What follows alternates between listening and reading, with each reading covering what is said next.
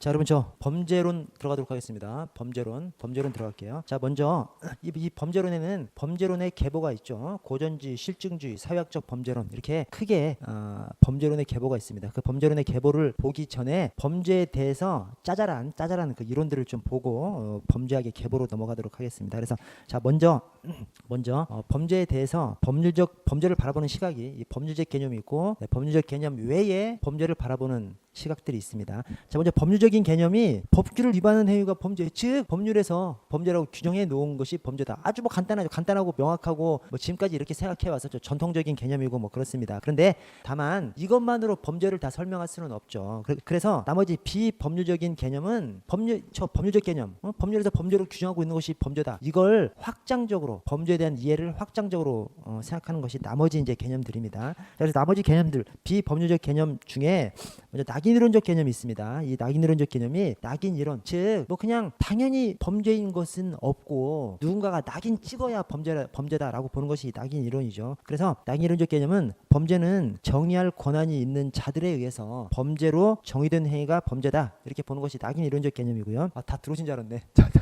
네, 저기 니은에 70페이지 비법률적 개념에 니은에 해악기준 개념이 있습니다. 이 해악기준 개념도 범죄의 개념을 확장적으로 이해하려고 하는 겁니다. 저 법률적 개념에서 법률적 개념보다 범죄에 대한 이해를 확장적으로 이해하려고 하는 겁니다. 그래서 해악 기준, 각종 해악을 이것까지 범죄로 바라봐야 된다라고 하는 이제 그런 견해죠. 그 견해들에 서덜랜드가 있고요, 헤르만 부부가 있고, 그다음에 레이몬드 미칼로스키가 있습니다. 이것이 각각 화수 2내 3이죠. 화수 2내 3이. 자, 화이트 칼라 범죄에 대해서 서덜랜드가 수덜랜드지 뭐. 그래서 화이트 칼라 범죄에 대해서 이것을 범죄로 좀 심각하게 바라봐야 된다고 이제 보는 것이 수덜랜드고요. 그다음에 인권 침해 행위, 헤르만 부부, 그래서 인해, 또 사미, 사회적 해악 행위 이런 것도 범죄로 바라야 된다는 것이 미칼로스키입니다. 그래서 이 세 가지 화이트 칼라 범죄, 인권 침해 범죄, 사회적 해악 행위 이것은 전부 다 저 위에 법률에 범죄를 규정하 있는 것만 범죄로 바라보지 말고 화이트 칼라 범죄도, 인권 침해 범죄도, 사회적 해악 행위도 다 확장적으로 좀 범죄로 생각해야 된다라고 범죄의 개념을 확장적으로 다 이해하는 겁니다. 그렇게 생각해 주시고, 여기서 이제 학자들이 중요해요. 이렇게 학자들 엮어서 시험 문제 많이 냅니다. 그래서 화수, 인해, 삼위, 화이트 칼라, 수덜랜드, 인해, 인권 침해 행위, 헤르만 부부, 그다음에 삼위, 사회적 해악 행위, 미칼로스키, 화수, 인해, 삼위 숙지를 해주시고, 자, 3번에 법 제정 및 법 집행 사의 개념. 이것도 역시 아까 저 위에 법률적 개념, 법률에서 범죄를 규정하고 있는 것만 범죄다. 여기에서 좀 더 시각을 다른 곳으로 돌려야 된다는 거예요. 왜냐, 법률에서 범죄를 규정하고 있는 것만 범죄야. 그럼 그 범죄만 바라볼 것이 아니라 법률에서 범죄를 규정하고 있는 것이 범죄라면 그 법률을 제정하는, 즉 범죄를 범죄라고 규정하는 그 의회에 대해서 관심을 가져야 범죄에 대한 이해를 폭넓게 이해를 할 수 있다는 것이죠. 그래서 법 제정 과정상 개념은 의회의 방침과 정책에 따라서 범죄의 개념이 달라지기 때문에 우리가 범죄를 이해하려면 의회에 대해서 이해를 해야 된다는 거죠. 그래서 예컨대 청소년 문제가 사회 이슈화 되니까 청소년 보호법에서 그동안 범죄를 규정하지 않았던 청소년 술, 담배 판매를 새롭게 범죄로 규정하는 거, 이렇게 의회가 관심을 가지는 것에서 범죄가 새롭게 규정되기 때문에 의회의 절차라든가 의회의 생각이라든가 이런 것에 관심을 가져야 범죄에 대한 이해를 높일 수 있다고 하는 것이 법 제정 과정상의 개념이고요. 법 집행 과정상의 개념은 그렇지 않다. 의회보다 더 중요한 것이 법 집행기관이다. 그래서 범죄라는 것은 법에 딱 규정된 대로 집행되는 것이 아니라 법 집행기관이 따로 범죄에 대해서 별도로 해석하고 사회에 영향을 미친다. 이렇게 보는 것이 법 집행 과정상의 개념입니다. 그래서 그 예시가 성범죄가 급증하자 법률 개정이 없는데도, 아니 법률 규정은 똑같은데 옛날에는 아청 성착취물 다운로드를 소지로 보죠. 다운로드는 처벌하지 않았었거든요. 업로드만 인터넷상에다가 올리는 것만 처벌했지 그 다운로드 받는 것은 처벌하지 않았는데, 이 청소년 성범죄가 엄청 막 유행하니까 법률은 개념되지 않았는데 다운로드 행위도 소지로 봐서 처벌하더라. 그러면 법에 규정돼 있거나 또는 의회가 법을 제정하거나, 이것보다 더 중요한 것이 법 집행기관 마음대로 법률 규정 그대로인데 적용하고 안 하고를 이 법 집행기관이 정하는 것이 돼버리지 않습니까? 그래서 법 집행 과정상의 개념은 범죄를 제대로 이해하려면 법 집행기관의 생각, 법 집행 자체를 관심을 가져야 범죄에 대한 이해를 더 높일 수 있다고 하는 것이 법 집행 과정상의 개념입니다. 여기서 핵심이 법률 개정이 없는데도, 법률은 똑같은데 전에는 처벌 안 하다가 이제 또 처벌하다가 법 집행기관이 범죄를 정의하는 것이 돼버리는 것이죠. 자, 오른쪽에 사이크스는 범죄란 상대적 개념이다 이렇게 얘기했습니다. 그래서 저는 그냥 상대적 사이코 이렇게 그냥 숙지를 해버렸어요. 상대적이다, 상대적인 개념이다. 사이크스를 상대적 사이코 이렇게 그냥 생각을 해버렸고요. 자, 아래 범죄 원인론으로 들어가 보시면 자, 먼저 범죄 요소에 조셉 쉘이라는 사람이 동자기기 이렇게 얘기했습니다. 그래서 범행의 동기, 여름에 놀러 가려고 하는데 돈이 없어. 범행의 동기가 되는 것이죠. 자, 사회적 제재로부터의 자유, 이게 처벌받지 않아야 된다는 어떤 생각이 있어야 되는 것이죠. 처벌받지 않아야 돼. 붙잡히지 않아야 돼. 이런 생각이 있어야 범죄를 저지를 수 있는 것이죠. 그래서 이제 선택한 것이 자동차 터리를 생각했다면 기술과 기회가 있어야 되는 것이죠. 기술, 적어도 차 문 정도는 딸 수 있어야 차량 터리를 할 거지 않습니까? 그래서 차 문을 따는 기술이 있어야 되는 것이고, 범행의 기회가 있어야 되죠. 그래서 으슥한 곳에, 사람들이 좀 다니지 않는 곳에 차량이 서 있어. 그걸 따고 들어가서 이 차량 터리를 하는 것이죠. 그래서 이 동자기기, 이게 범죄 요소로서 조셉 쉐리가 얘기한 겁니다. 여러분, 우리 집에 제가 이제 아들이 둘 있는데 아들 둘하고 밥을 먹으면 진짜 승질나요. 왜냐면 아들 둘이 나를 쳐다보지 않아. 밑에만 뻑 쳐다보면서 밥을 먹어. 뭐냐면 휴대폰 밑에 깔아놓고 유튜브 보면서 밥을 먹어. 와, 이 새끼들 진짜, 이 새끼들 정신이 있는 새끼들이 없는 새끼들. 제가 그때 그냥 조쉐리고 싶죠. 동자들이, 기기가 휴대폰 아닙니까? 동자기기 조쉐리죠. 그래서 동자기기 조쉐리, 조셉 쉐리가 범죄 요소로 4가지 동자기기. 여러분, 이게 아무것도 아닌데 이것하고 저 일상활동 일어나고 이 두 가지가 일상활동 일어나서도 범죄 요소를 얘기하거든요. 이 두 가지가 시험에 겁나 나와요. 그러니까 학자들이 바라보기에는 이 두 가지가 범죄 요소에 대해서 그럴듯하게 좀 설명하는 것처럼 보이나 봐요. 그래서 이 두 가지가 많이 나옵니다. 그래서 두 가지 숙지하셔야 됩니다. 동자기기, 동기, 자유. 이 자유는 검거되지 않을 가능성이 있어야 되는 것이죠. 검거되지 않을 거라고 믿어야 범죄를 저지르게 되는 것이고, 그다음에 기술, 기회에서 동자기기 조쉐리, 아래 소질과 환경이 나옵니다. 범죄 요소로서의 소질과 환경이죠. 소질로부터 범죄로 이어질 수 있고, 또 범죄 환경으로부터 범죄로 이어질 수 있는 것이죠. 자, 소질과 환경이 있는데, 자, 범인성 소질, 이제 개인 문제죠. 이 범인성 소질에는 선천적 원시 요소와 후천적 발전 요소가 있는데, 선천적 요소는 유전자라는 것은 딱 정해져 있는 거 아니야. 그렇죠? 유전자만 선천적 요소고 나머지는 후천적 요소고요. 자, 범인성 소질은 개인 문제고, 범인성 환경은 이제 세상 문제죠. 환경 문제, 세상 문제죠. 이 세상 문제, 범인성 환경은 2번에 사회적 환경하고 개인적 환경이 있습니다. 근데 사회적 환경은 다 엄청 큰 거야. 그래서 사회 구조, 경제 변동, 전쟁, 이런 것이 사회적 환경이고, 나머지 짜질구레한 것들은 다 개인적 환경에 들어가 있습니다. 그래서 뭐 알코올 중독, 가정해체, 교육 부재, 이런 것들은 다 개인적 환경으로 들어가 있고요. 아래 소질과 환경의 관계를 보시면, 내인성 범죄라고 하면 소질이 더 영향을 미치는 거, 외인성 범죄라고 하면 환경이 더 영향을 미치는 거. 그래서 소질이 더 영향을 미치는 내인성 범죄는 뭐 폭력 범죄, 그다음에 환경이 더 많은 영향을 미치는 외인성 범죄는 뭐 경제 범죄, 이렇게 생각하시면 되겠습니다. 다음 페이지에 보시면 이제 범죄학의 계보입니다. 범죄학의 계보. 이 범죄학의 계보가, 자, 고전주의, 실증주의, 사회학적 범죄론이 있습니다. 근데 여기서 여러분, 고전주의 하면 고잡이 그냥 이렇게 외워주세요. 고잡이. 왜 그래? 고전주의가 자유의지에 의해서 범죄를 저지른다고 보거든요. 고자비. 여기서 타겟이 자유의지가 아니에요. 비가 타겟입니다. 왜냐? 이 비가 의사 비결정론인데, 의사 비결정론이라고 하면 범죄를 저지르도록 사전에 의사가 결정돼 있지 않은 거죠. 오케이? 그러니까 자기 선택인 것이죠. 범죄를 저지르도록 사전에 결정돼 있어. 그러면 자기 선택이 아닌 것이죠. 범죄를 저지르도록 사전에 결정되지 않았어. 이걸 의사 비결정론이라고 합니다. 근데 사실은 이게 자기 선택 자유의지랑 똑같은 말이에요. 똑같은 말인데 표현만 좀 다른 겁니다. 근데 시험장에서 의사 결정론인지 의사 비결정론인지 헷갈릴 수가 있어요, 여러분. 저는 엄청 헷갈리더라고. 왜냐, 사람이 틱 걸려버려. 이 순간 어떤 단어가 평상시에 다가오지 않는 느낌으로만 다가올 때가 있죠. 그래서 의사 비결정론이 고전주의라는 것을 딱 그냥 바로 구분하실 수 있게 고잡이 이렇게 하시라는 겁니다. 고잡입니다.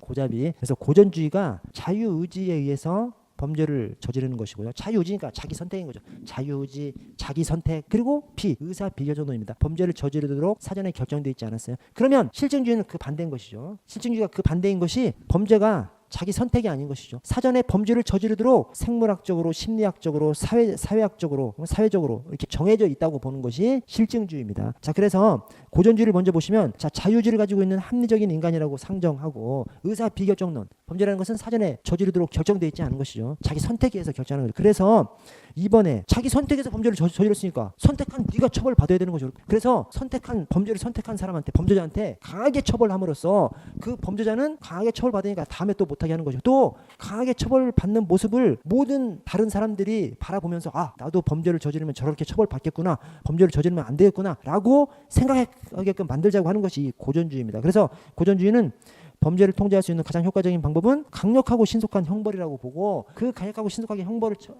집행할 때 일반 시민들이 그 모습을 보면서 나도 범죄를 저지르지 말아야 되겠다라고 생각하는 것, 그것을 일반 예방 효과라고 합니다. 일반 예방 효과. 그래서 이 고전주의에서는 일반 예방 효과를 중시하고, 실증주의에서는 범죄를 저지르도록 결정된 사람들이 있으니까 강하게 처벌해봐야 무의미하죠. 범죄를 저지르도록 결정된 그 생물학적 심리학적 요인을 치료해줘야 되는 것이죠. 그리고 고전주의 학자가 베카리아 벤담입니다. 이것도 고자비에 걸리죠. 고자비잖아. 비니까 베카리아 벤담, 다 B자로 시작하는 사람들 걸리는 것이고요.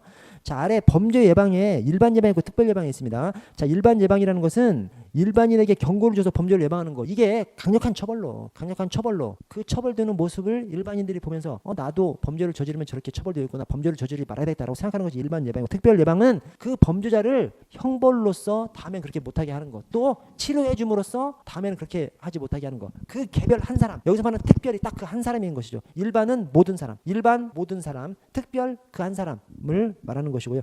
자, 실증주의는 고자비의 반대입니다. 그래서 인간의 행위는 자유의지보다 생물학적, 심리학적, 사회적 성질에서 결정되기 때문에 범죄를 저지르도록 사전에 결정된 사람들이 범죄를 저지른다는 거죠. 그걸 갖다가 의사결정론이라고 하고요. 그래서 실증주의에서는 범죄를 저지르도록 결정되어 있는 그 사람들의 심리학적 문제, 생물학적 문제를 치료시켜줘야 된다고 보는 것이 이 실증주의입니다. 자, 특징을 보시면 1번에 생물학적, 심리학적, 사회적 성질에서 범죄가 결정되는 것이고요. 2번에 범죄인에 대한 처우를 강조합니다. 왜냐? 범죄라는 것이 어쩔 수 없이 범죄를 저지른다면 그 사람들을 욕해야 된다는 것이, 욕해야 된다는 그 당위성이 확 떨어지죠. 아니, 태어날 때부터 범죄를 저지르고 태어났는데 내가 어떻게 선택할 수 있는 것이 아니잖아요. 그럼 그 사람한테 비난을 할 것이 아니라 그 사람을 치료시켜줘야 된다는 것이죠. 그래서 범죄자에 대한 처우가 강조하고, 왜냐면 그 전까지는 범죄라는 것은 선택한 것이기 때문에 강력한 처벌만 주장했지 않습니까? 근데 실증주의에서는 강력한 처벌 일변도의 그 형사 정책을 무너뜨려 버린 것이죠. 그래서 강력한 처벌이 아니라 각 개인의 그 처한 환경에 따라서 치료해주고 상담해주고 이런 것들을 말하는 것이 이 실증주의입니다. 그래서 교정 전문가들의 역할이 강조되고요. 왜냐? 초고전주의에서는 그냥 강력하게 처벌하면 그냥 끝난다고 보는 거잖아요. 그러니까 교정 전문가가 필요치 않은 것이죠. 그러나 실증주의에서는 범죄를 저지르도록 결정되어 있는 그 생물학적, 심리학적 요인에 대해서 교정 전문가들이 계속 교정시켜줘야 되는 것이죠. 형사처분의 다양화, 그 심리학적, 생물학적 요인에 따라서 형사처분을 다양화해야 한다는 개념이 바로 그냥 이어집니다. 그래서 유형에는 생물학적 범죄학과 심리학적 범죄학이 있는데, 이 생물학적 범죄학에 뭐 롬브로저가 나오고 뭐 가로팔로가 나오고 뭐 페리가 나오고 뭐 그렇습니다. 이에서 롬브로저의 생내적 범죄인론, 엄청 유명한 이론이죠. 이게 한 시대를 풍미했습니다. 이 롬브로저가 뭐라고 얘기했냐면, 얼굴이 사각이고 광대뼈가 튀어나오고 그런 사람이 범죄를 저지른다. 여러분 지금 접니다. 저 광대뼈가 튀어나오고, 그죠? 얼굴이 사각이야. 다만 어깨가 떡 벌어지고, 제가 어깨가 안 벌어졌죠. 제가 어깨만 벌어지면 딱 이제 범죄자형이죠. 근데 저만이 아니라 여러분들 모두입니다. 우리 동양인들이 광대뼈가 발달하고 이 턱이 발달하고 그렇게 했죠. 그래서 이 롬브로즈의 견해에 의하면 동양인들은 다 범죄자형이야. 말도 안 되는 생각인데, 그때 당시에는 아주 그냥 센세이셔널한 시대를 장악한 그런 이론이 롬브로즈의 생내적 범죄인론이죠. 자, 우리 사회학적 범죄학으로 가보시면 이제 사회에 범죄의 원인이 있는 것이죠. 근데 사회학적 범죄론은, 여러분 사회학적 범죄론, 이 범죄론 짜증나, 막 짜잘한 것 좀 외우셔야 돼요, 여러분. 그래서 이 사회학적 범죄론 안에 사회 구조 원인론이 있고요. 그다음에 사회 과정 원인론이 있습니다. 이걸 좀 구분하셔야 됩니다. 그래서 사회 구조 원인론은 뭐고 사회 과정 원인론은 뭐야?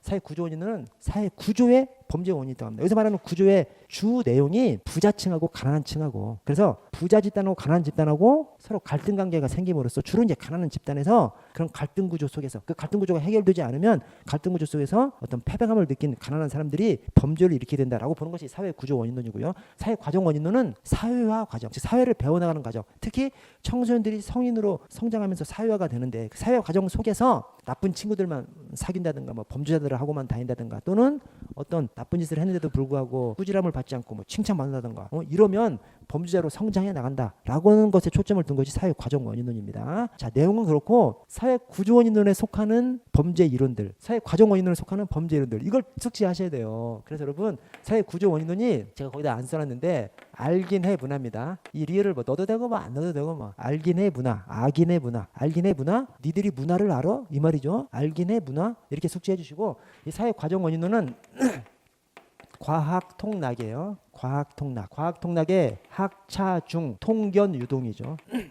여러분 여기를 좀 봐주십시오. 어차피 다 적혀 있어요. 다 적혀 있는 건데, 자, 알기네 문화 이것만 하나 적어주세요. 거기 안 적혀 있으니까.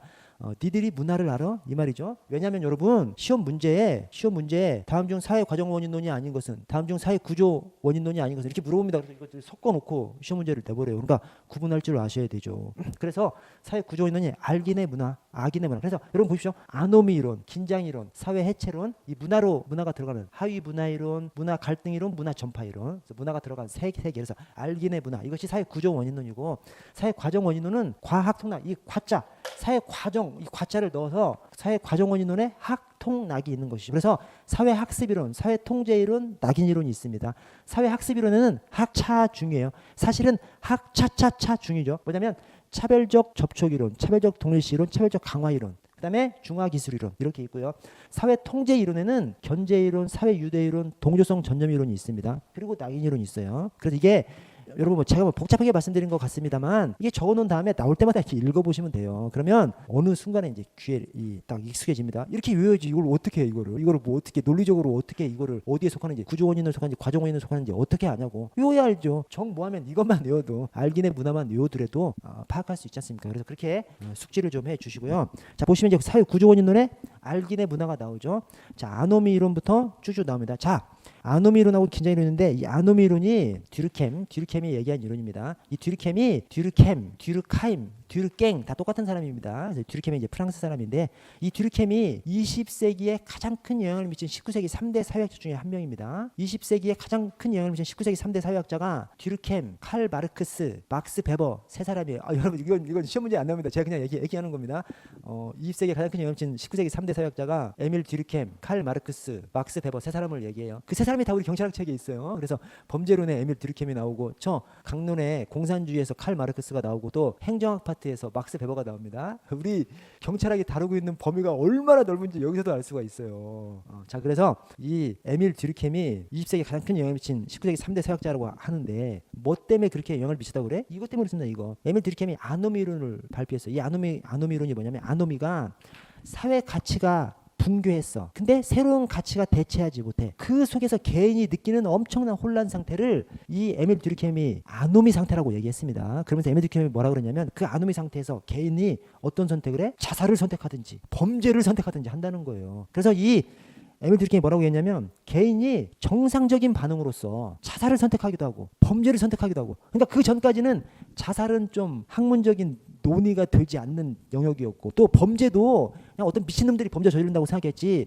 정상적인 사람이 범죄를 저지른다고 생각을 못했죠. 근데 에밀 듀르켐이 그 가치관의 혼란 상태, 가치가 붕괴돼 버리고 새로운 가치로 대체하지 못할 때, 이 가치관의 혼란 상태에서 개인이 자살을 하기도 하고 범죄를 저지르기도 한다는 거예요. 근데 그것이 개인의 정상적인 반응이라는 거야. 그래서 그동안 자살이나 범죄에 대해서 이 사람들이, 학자들이 가지고 있던 생각을 완전히 뒤바꿔 놓은 혁명적인 생각이 이 에밀 듀르켐의 아노미 이론입니다. 이 이론 때문에 이 사람이 완전 이 학계에서 센세이셔널한 반응을 일으킨 사람입니다. 그것 때문에 20세기에 가장 큰 영향을 미친, 이 사람을 필두로 해서 막 사회학이 엄청 막 발전하거든요. 그래서 20세기에 가장 큰 영향을 미친 그것이 바로 이것 때문에 그렇습니다. 그래서 엄청 유명한 이론이고요. 자, 아노미 상태란 급격한 사회 변동으로 인해서 사회 규범이 붕괴돼 버렸어. 그때 개인이 느끼는 급격한 그 혼란 상태, 극단의 혼란 상태를 아노미 상태라고 얘기했고요. 이 무규범 상태에서 범죄는 정상적인 것이래. 이 범죄를 정상적이라고 한 거, 이것이 학계의 센세이셔널 반응을 일으켰습니다. 자, 밑에 긴장 유발 이론은 하위 계층이 목표 달성 좌절될 때 하위 계층과 이 상류 계층의 긴장 관계가 유발되고, 이때 하위 계층이 범죄를 선택할 수 있다라고 얘기하는 사람이 이 머튼이고요. 그래서 아뒤 먹인, 아노미 이론은 듀르켐, 그다음에 머튼의 긴장 이론, 아뒤 먹인 이렇게 좀 생각을 좀 해주시고, 자, 사회 해체론은 시카고 지역을 5개 동심원지대로 나눠서 연구한 이 버제스 앤 파크, 이 버제스의 동심원 이론이 엄청 유명한 이론이죠. 버제스의 동심원 이론이 우리 이 범죄학, 경찰학에만 나오는 것이 아니라 각종 사회과학에 다 나옵니다. 뭐 부동산학에도 나오고 뭐 어디 뭐 사회학에도 나오고 엄청 나옵니다. 이 버제스가 시카고 도시를 5개 원으로 나눴어요. 이렇게 나눈 겁니다. 그냥 이렇게 중심부터 해서 5개 원으로 나눈 거예요. 이렇게 했을 때 맨 가운데 중심 상업지역이 있죠. 중심 상업지역 옆에 전이지역 또는 천이지역이라고 하는 슬럼가가 형성된다는 거예요. 이 슬럼가에서 뭐 빈곤, 실업, 그다음에 인구 유입, 아니 빈곤하고 일자리도 없는데 사람들이 엄청 모여. 그럼 그 사람들이 뭐해? 범죄를 저지른다고 본 것이 버제스의 이론입니다. 그래서 이 버제스는 거기 빈곤, 인구 유입, 실업, 이 5개 원 중에서 중심 상업지구 바로 옆에 있는 전위 지역, 천위 지역에서 범죄가 엄청나게 발생한다고 이제 봤는데 핵심적인 요인을 이 사람은 인구 유입으로 봤어요. 제가 그래서 인구 유입을 좀 굵은 표시를 해놨지 않습니까? 왜냐? 빈곤하고 일자리도 없는데 실업이 있는데 사람들이 막 몰리니까 그 사람들이 막 훔치고 막 찌르고 때리고 막 한다는 것이죠. 자, 그런데 똑같은 사회 해체론입니다만 밑에 쇼앤 맥케이는 다른 원인을 제시했습니다. 그래서 똑같은 사회 해체론이지만 범죄의 원인은 좀 다르게 설명해요. 그래서 쇼앤 맥케이는 디귿의 둘째 줄 사회 조직이 극도로 해체되기 때문에 범죄가 발생한대요. 그래서 그 뒤에 범죄의 원인은 인구의 유입보다는 지역사회 내부에 있다고 본 것이 이 쇼앤 맥케이의 사회 해체론입니다. 그래서 사회 해체론이 버제스 앤 파크의 사회 해체론이 있고 쇼앤 맥케이의 사회 해체론이 있는데 범죄의 원인에 대해서 직접적인 원인에 대해서 서로 다르게 얘기하죠. 버제스 앤 파크는 인구 유입, 그 슬럼가의 인구 유입을 가지고 얘기하고 쇼앤 맥케이는 이 지역사회 조직의 해체를 이 범죄의 원인으로 그렇게 봤습니다. 자, 문화 전파 이론은 둘째 줄에 자기 통제 상실이 범죄의 원인이래요. 그러니까 어떤 세상이 막 변화한다 하더라도 자기 통제력을 지키면 범죄가 발생하지 않는데 뭐 당연한 얘기죠. 그래서 이 문화 전파 이론은 그냥 전파 상실 이렇게 그냥 숙지해 주세요. 문화 전파 이론, 자기 통제 상실이 범죄 원인이래. 그냥 그 키워드만 생각해 주시고요. 자, 하위 문화 이론은 코엔과 밀러가 주창했습니다. 그래서 제가 거기다가 하코밀정 이렇게 적어놨어요. 뭐 영양제 이름이죠. 영양제 이름 하코밀정. 하위 문화 이론 코엔과 밀러예요. 근데 뒤에 정자를 붙여놓은 것이 이 밀러가 아까 그 듀르켐의 전매 특허 범죄란 개인의 정상적인 반응이다. 그 정상적인이라는 단어를 범죄에다가 썼던 거 그거를 이 밀러도 본땄어요. 그래서 밀러가 뭐라 그랬냐면 범죄는 하위 문화의 가치와 규범이 정상적으로 반영된 것. 그래서 이 범죄는 정상적인 것 이런 표현을 밀러도 썼기 때문에 제가 그냥 하코밀정 하위 문화 이론은 코엔과 밀러가 주장했고 밀러가 이 범죄를 정상적이라는 표현하고 또 연결시켜놨다. 그래서 하코밀정 이렇게 생각해 주시고요. 자, 코엔은 하류계층의 청소년들이 중류계층에 대한 저항으로 비행을 저지르며 아래 자신들만의 하위 문화를 만들게 되고 바로 그 하위 문화 자체가 범죄로 이어진다라고 한 것이 이 코엔의 하위 문화 이론이고요. 자, 아래 문화 갈등 이론은 문갈제인, 뭐 문재인, 문갈제인, 셀린이 제인이잖아요, 그렇죠? 셀린이 제인이지 뭐 문갈제인. 그래서 문화 갈등 이론, 제인, 셀린이 주창했고요. 문화적 갈등이 심리적 갈등으로 이어지고 심리적 갈등이 범죄로 이어진다 이렇게 봤습니다. 문화적 갈등, 심리적 갈등, 범죄로 이렇게 이어진다고 이렇게 봤고요. 자, 다음으로 넘어가시면 사회 과정 이론, 사회 과정 원인론, 사회 과정 원인론에 과학 통락이 있습니다. 그래서 사회학습이론, 사회통제이론, 낙인이론이 또 하위 큰 이론 카테고리로 있죠. 자, 그 사회학습이론 안에 학차중인데 차중이죠. 그래서 차별적 접촉이론, 차별적 동시이론, 차별적 강화이론이 있습니다. 또 중화기술이론이 있고, 자, 차별적 접촉이론은 분화적 접촉이론이라고도 합니다. 이 차별적 접촉 또는 분화적 접촉이 뭐냐면 지들끼리만 다니는 걸 말해요. 분화적 접촉, 나쁜 놈들만 만나고 다녀. 차별적 접촉, 나쁜 놈들만 만나고 다니는 거, 그것을 이 차별적 접촉, 분화적 접촉이라고 했습니다. 그래서 B번에 분화적, 차별적으로 범죄 문화의 접촉, 참가, 동조함으로 인해서 정상적으로 범죄를 학습하게 되는 거, 이것을 차별적 접촉이론이라고 합니다. 그래서 접수 동글 강바예요. 접수 동글 강바. 차별적 접촉이론 수덜랜드, 차별적 동일시론 글레이서, 동글, 강바, 차별적 강화이론 BA, 버제스 앤 에이커스예요. 강바, BA죠. BA, 강바, 버제스 앤 에이커스. 자, 차별적 접촉 이론이 뭐냐? 우리 흔히 이런 얘기 하지 않습니까? 아, 우리 애가 원래 착한데 저 나쁜 친구들 만나고 다녀서 저렇게 잘못돼 버렸어. 이렇게 얘기할 때 나쁜 친구들만 만나고 다니니까 나쁜 놈이 돼버리는 거. 그것이 차별적 접촉 이론입니다. 자, 차별적 동일시 이론은 청소년들이 영화의 주인공을 모방하고 자신과 동일시하면서 범죄를 학습하는 거, 이걸 차별적 동일시 맞죠? 여러분, 저도 제가 옛날에 행시를 준비하다가 행시 떨어졌어. 와, 나 진짜 비참하더라고. 그 비참한 시절에 제가 그때는 이제 비디오방이 많이 있었습니다. 그래서 비디오방에서 일주일에 한 번씩 비디오를 봤죠. 그때 제가 이제 많이 본 비디오가 막 이것저것 봤는데 그 중에서 하나가 저 히트라는 영화가 있어요. 여러분들 잘 모르실 텐데 알파치노하고 로버트 드니로가 나오는 영화인데, 알파치노가 LA 경찰국 강력반장, 로버트 드니로가 범죄도 아닌데 막 전문 절도도 아닌데 거기 두목이 로버트 드니로예요. 근데 알파치노 LA 강력반장은 막 형사활동에 완전히 빠져 있어가지고 일만 아는 놈이죠. 엄청 터프해. 막 엄청 깡패같이 막 하면서도 그러나 일에만 빠져 있는 거죠. 그래서 이혼을 2번이나 하고 지금 결혼도 이혼 직전이야. 3번째 결혼도 이혼 직전이야. 완전 일에만 빠져 사는 LA 강력반장 알파치노. 그 다음에 절도단의 두목이 로버트 드니로인데 엄청 지적이야. 얘는 엄청 지적이고 막 엄청 총명하고 똑똑하고 이런 절도단의 두목인데, 야, 그 영화 속에서 너무 멋있는 거야. 두 사람이 다. 그러면서 마지막으로 이 절도단이 로버트 드니로가 은행을 텁니다. 은행을 털면서 그걸 또 알아가지고 알파치노 이 LA 강력반에서 잡으러 가요. 그래서 도시에서 총격전이 벌어지는데 그 총격전이 완전히 사실적이야. 막 총소리 나면서 막 총격전을 하면서 와, 제 마음이 제가 그래서 그때 이 히트라는 영화를 일요일마다 막 봐가지고 한 20몇 번 본 것 같아. 제가 그러다가 경찰 선택한 거 아닙니까? 어느 날 지하철을 가는데 거기에 간부생 그 모집 공고가 있더라고요. 근데 제가 우연히 우울한 마음에 뭐 집에 가면 뭐해? 그냥 어머니 그냥 얼굴 보면 죄송하기만 하고 죄송한 마음만 있고 그래서 그 내년 모집 공고문을 처음부터 끝까지 쫙 읽은 거 제가 하나하나 맨 마지막에 내년부터 주관식이 들어온다 돼 있더라고요. 막 정신이 번쩍 들어가지고 주관식이 들어오면 경쟁률이 확 떨어지지 않습니까? 그 다음날 제가 신림동 와서 책 사고 막 강의 테이프 사가지고 가서 준비해서 붙은 거 아닙니까? 우리 젊은 사람들이 영화 주인공, 영화 드라마 이런 주인공에 뿅 가는 거죠. 이 차별적 동일시론이 그겁니다. 청소년들이 영화나 이런 속에서 범죄자 두목, 범죄 두목 이런 것들을 보고 뿅 가가지고 동일시하는 거. 글레이저가 주창했고요. 동글.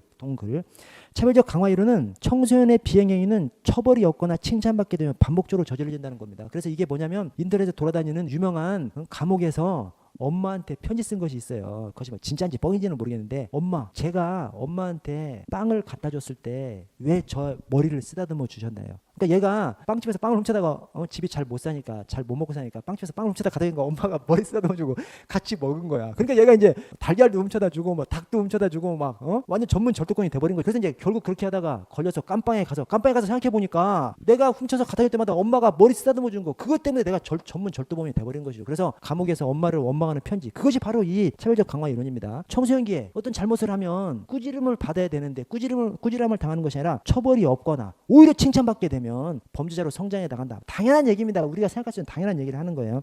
자, 중화기술 이론은 의에 인간에게 내면에도 있는 합법적 규범이나 가치관이 있어. 근데 그것을 중화시켜버리는, 즉 마비시켜버리는, 마비시켜버리는 그런 변명으로서 범죄로 이르게 된다라고 하는 것이 이 중화기술 이론입니다. 그렇게 가치관을 마비시켜버리는 그 변명들의 내용이 그 5가지입니다. 책임의 부정, 가해의 부정, 피해자 부정, 비난자에 대한 비난, 충성심의 호소입니다. 자, 여기에서 책임의 부정은 첫 번째 줄 그때 어쩔 수 없는 강압적 힘에 의한 것이기 때문에 어쩔 수 없다라고 이제 변명하는 거예요. 자, 이게 이런 거죠. 야, 내 승질이 원래 그래. 어쩌라고. 이런 식으로 얘기하는 것이 이 책임의 부정이고요. 자, 가해의 부정은 가해의 부정하고 피해의 부정하고 똑같은 말입니다. 아니, 해를 끼친 게 없으면 피해 본 것도 없죠. 오케이? 자, 가해 부정하고 피해 부정하고 똑같은 말입니다. 대신 아래 피해자의 부정은 완전히 다른 말이에요. 그래서 가해의 부정, 피해의 부정이 뭐냐면 아니 피해 본 것이 없다 이 말입니다. 피해를 준 것이 없는데 왜 나한테 뭐라 그래? 이런 거 가지고 주로 얘기하는 것이 마약이라든가 매춘하는 사람이 이런 얘기 많이 하죠. 내가 피해를 준 게 뭐 있어? 나도 원해서 했고 상대방도 돈 받아서 원해서 응했고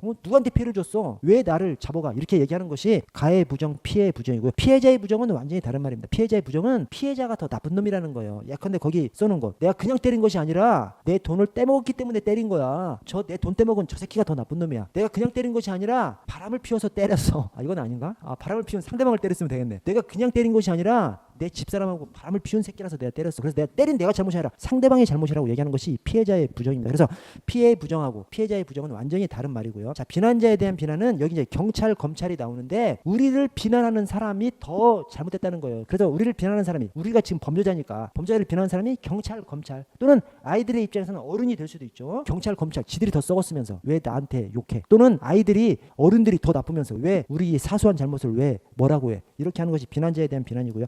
충성심의 호소는 의리 때문에 이런 식으로 얘기하는 것이 충성심의 호소죠. 의리 때문에 어쩔 수 없어 이렇게 얘기하는 것이 충성심의 호소고요. 자, 사회 과정원론에서 과학 통락 중에서 사회 통제 이론 안에 통견 유동이 있습니다. 그래서 견제 이론, 사회 유대 이론, 동조성 전념 이론이 있습니다. 자, 거기다 제가 암기 문구를 견자레카 동브라 해시유 이렇게 해놨는데 해시유 지워버리시고 그 사이에다가 견자레카 유어로 좀 적으시죠. 유허. 사회 유대 이론이 허시니까 유허.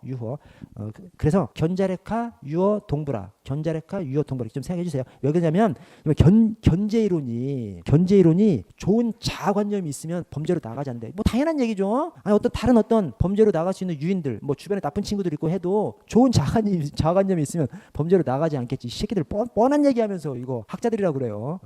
그냥 제 얘기고 어쨌든 견자레카. 자, 견제 이론이 좋은 자아관념이 나오고 또 주창한 학자 이름이 레클리스예요. 레카. 견자레카.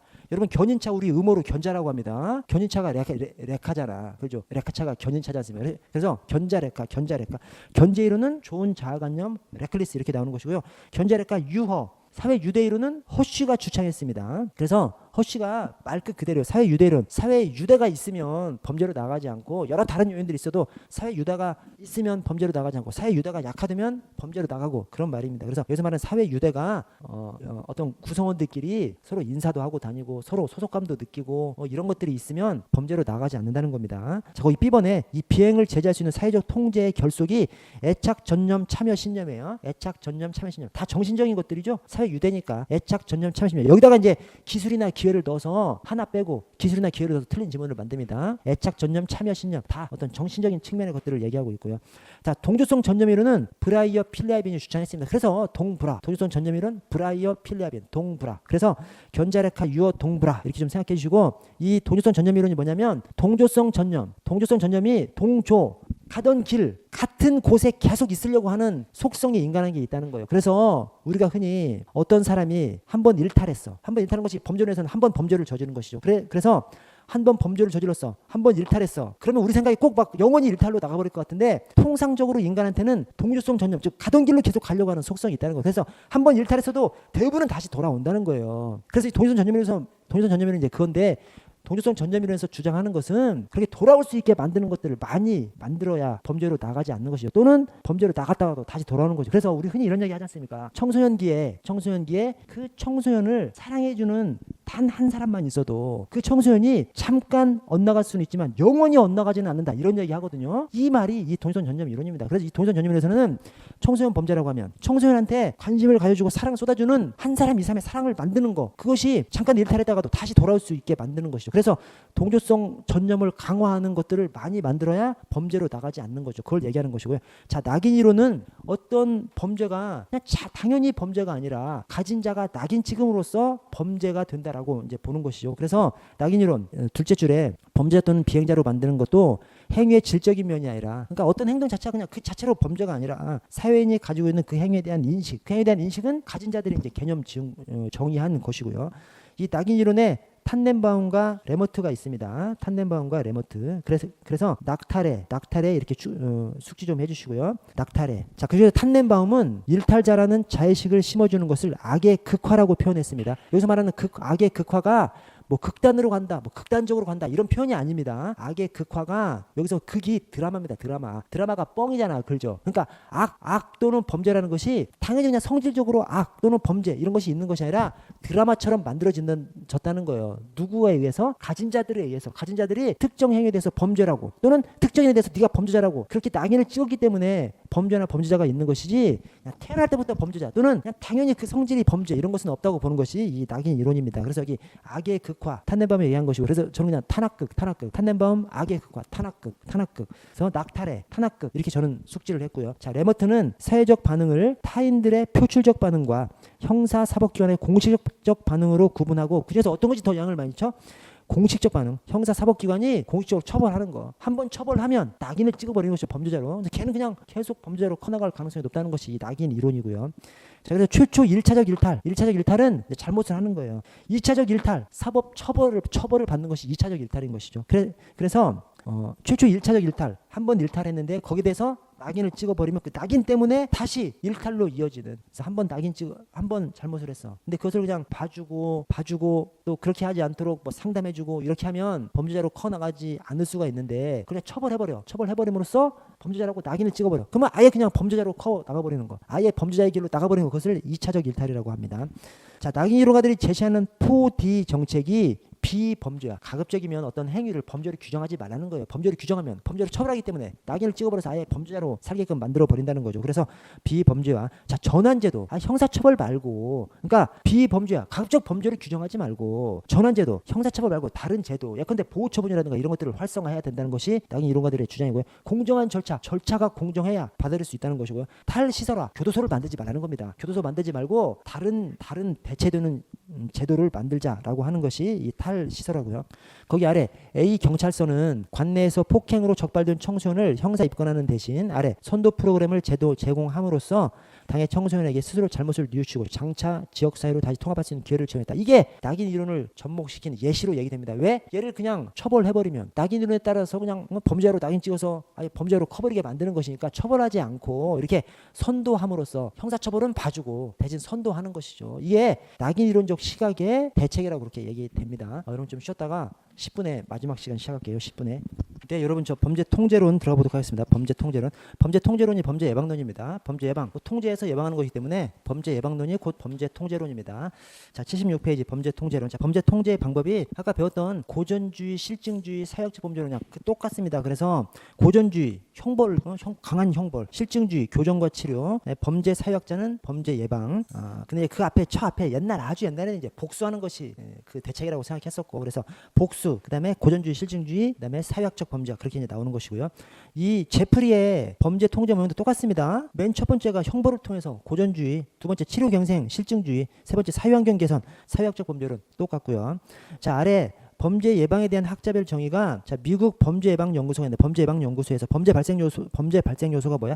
욕구, 기술, 기회입니다. 이 중에서 욕구하고 기술은 개인적인 것이고 이 기회는 환경적인 것이거든요. 이 중에서 범죄 예방이라는 것이 뭐요? 개인적인 거 말고 개인적인 것은 바꿀 수가 없으니까 나라에서 개인적인 것은 바꿀 수가 없으니까 그래서 이 환경적인 것 범죄 기회를 감소시키려는 사전 활동을 이 범죄 예방이라고 했고요. 자, SP랩 저는 이게 연구소인 줄 알았더니 사람 이름이더라고. 랩이 뭐 연구소인 줄 알았어 나는.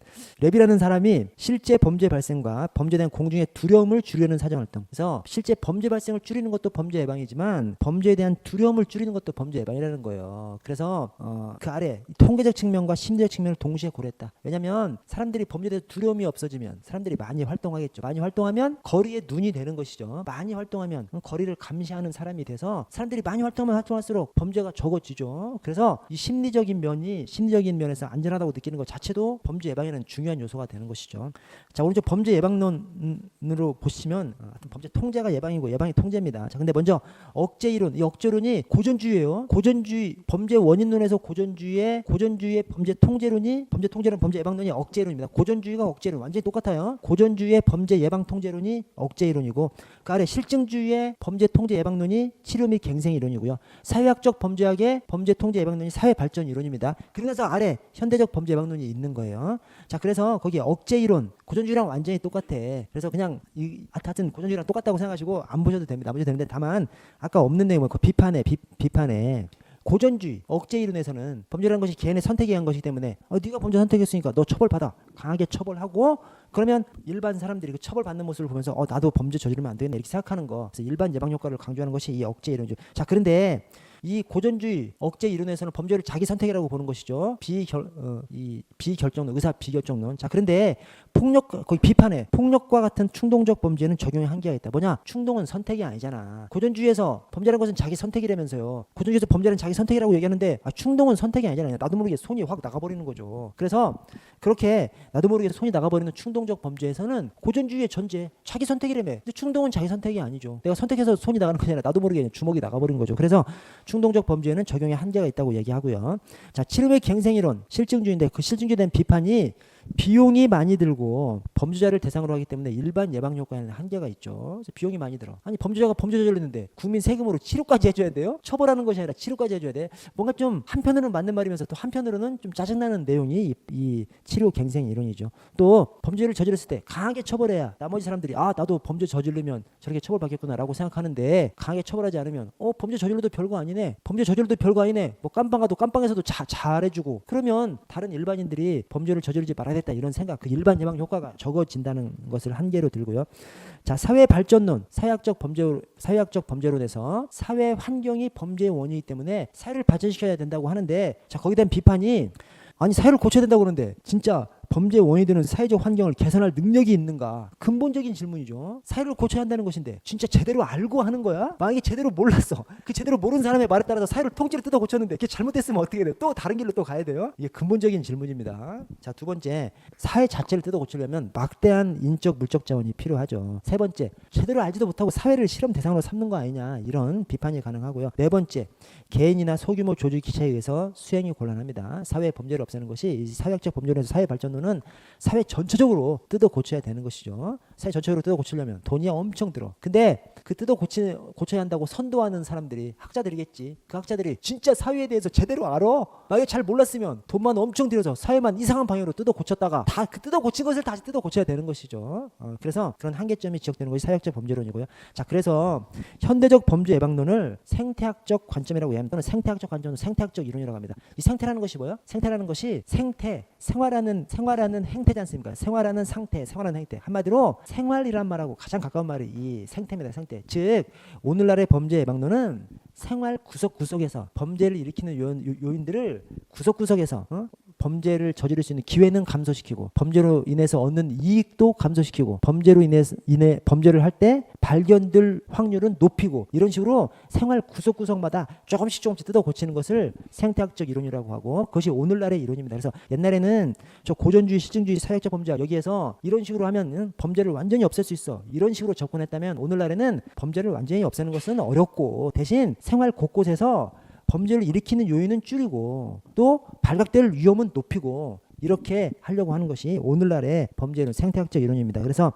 기억에 범죄 원인을 인간과 물리적, 사회적 환경과의 상호작용이 있는 것으로 보고 이런 상호작용을 증진시킴으로써 범죄를 예방할 수 있다고 보고요. 니은에 범죄 발생을 용이하게 하는 환경 요소를 파악해서 주택 및 도시 건설 단계부터 범죄 환경을 최소화하는 등 범죄 취약 요인을 개선하고자 하는 것이 오늘날의 범죄 예방론입니다. 지금 이 니은이 환경 설계 범죄 예방론이죠. 그래서 생태학적 이론의 핵심이 환경 설계 범죄 예방론인 겁니다. 자, 다음 페이지로 가보시면 이 오늘날의 이론, 생태학적 이론 안에 환상 집계가 있습니다. 환경 설계 범죄 예방론, 상황적 범죄 예방론, 그다음에 집합 효율성 이론, 깨진 유리창 이론, 환상 집계가 오늘날의 범죄 이론, 오늘날의 범죄 예방론, 이 생태학적 이론 안에 환상 집계가 있습니다. 그런데 미리 좀 말씀드리면 오늘날의 범죄 예방론, 환상 집계 통칭이 생태학적 이론이지 않습니까? 근데 그 통칭 자리에 상황적 범죄 예방론이 들어가도 되고요. 또 환경 범죄학이 들어가도 됩니다. 왜냐? 좀 비슷비슷해. 왜냐면 생태학적 이론이라는 것이 우리 생활 곳곳에서 범죄 기회는 줄이고 또 발각될 위험은 높이고 뭐 이런 거지 않습니까? 근데 그것이 상황적 범죄 예방론, 상황마다 또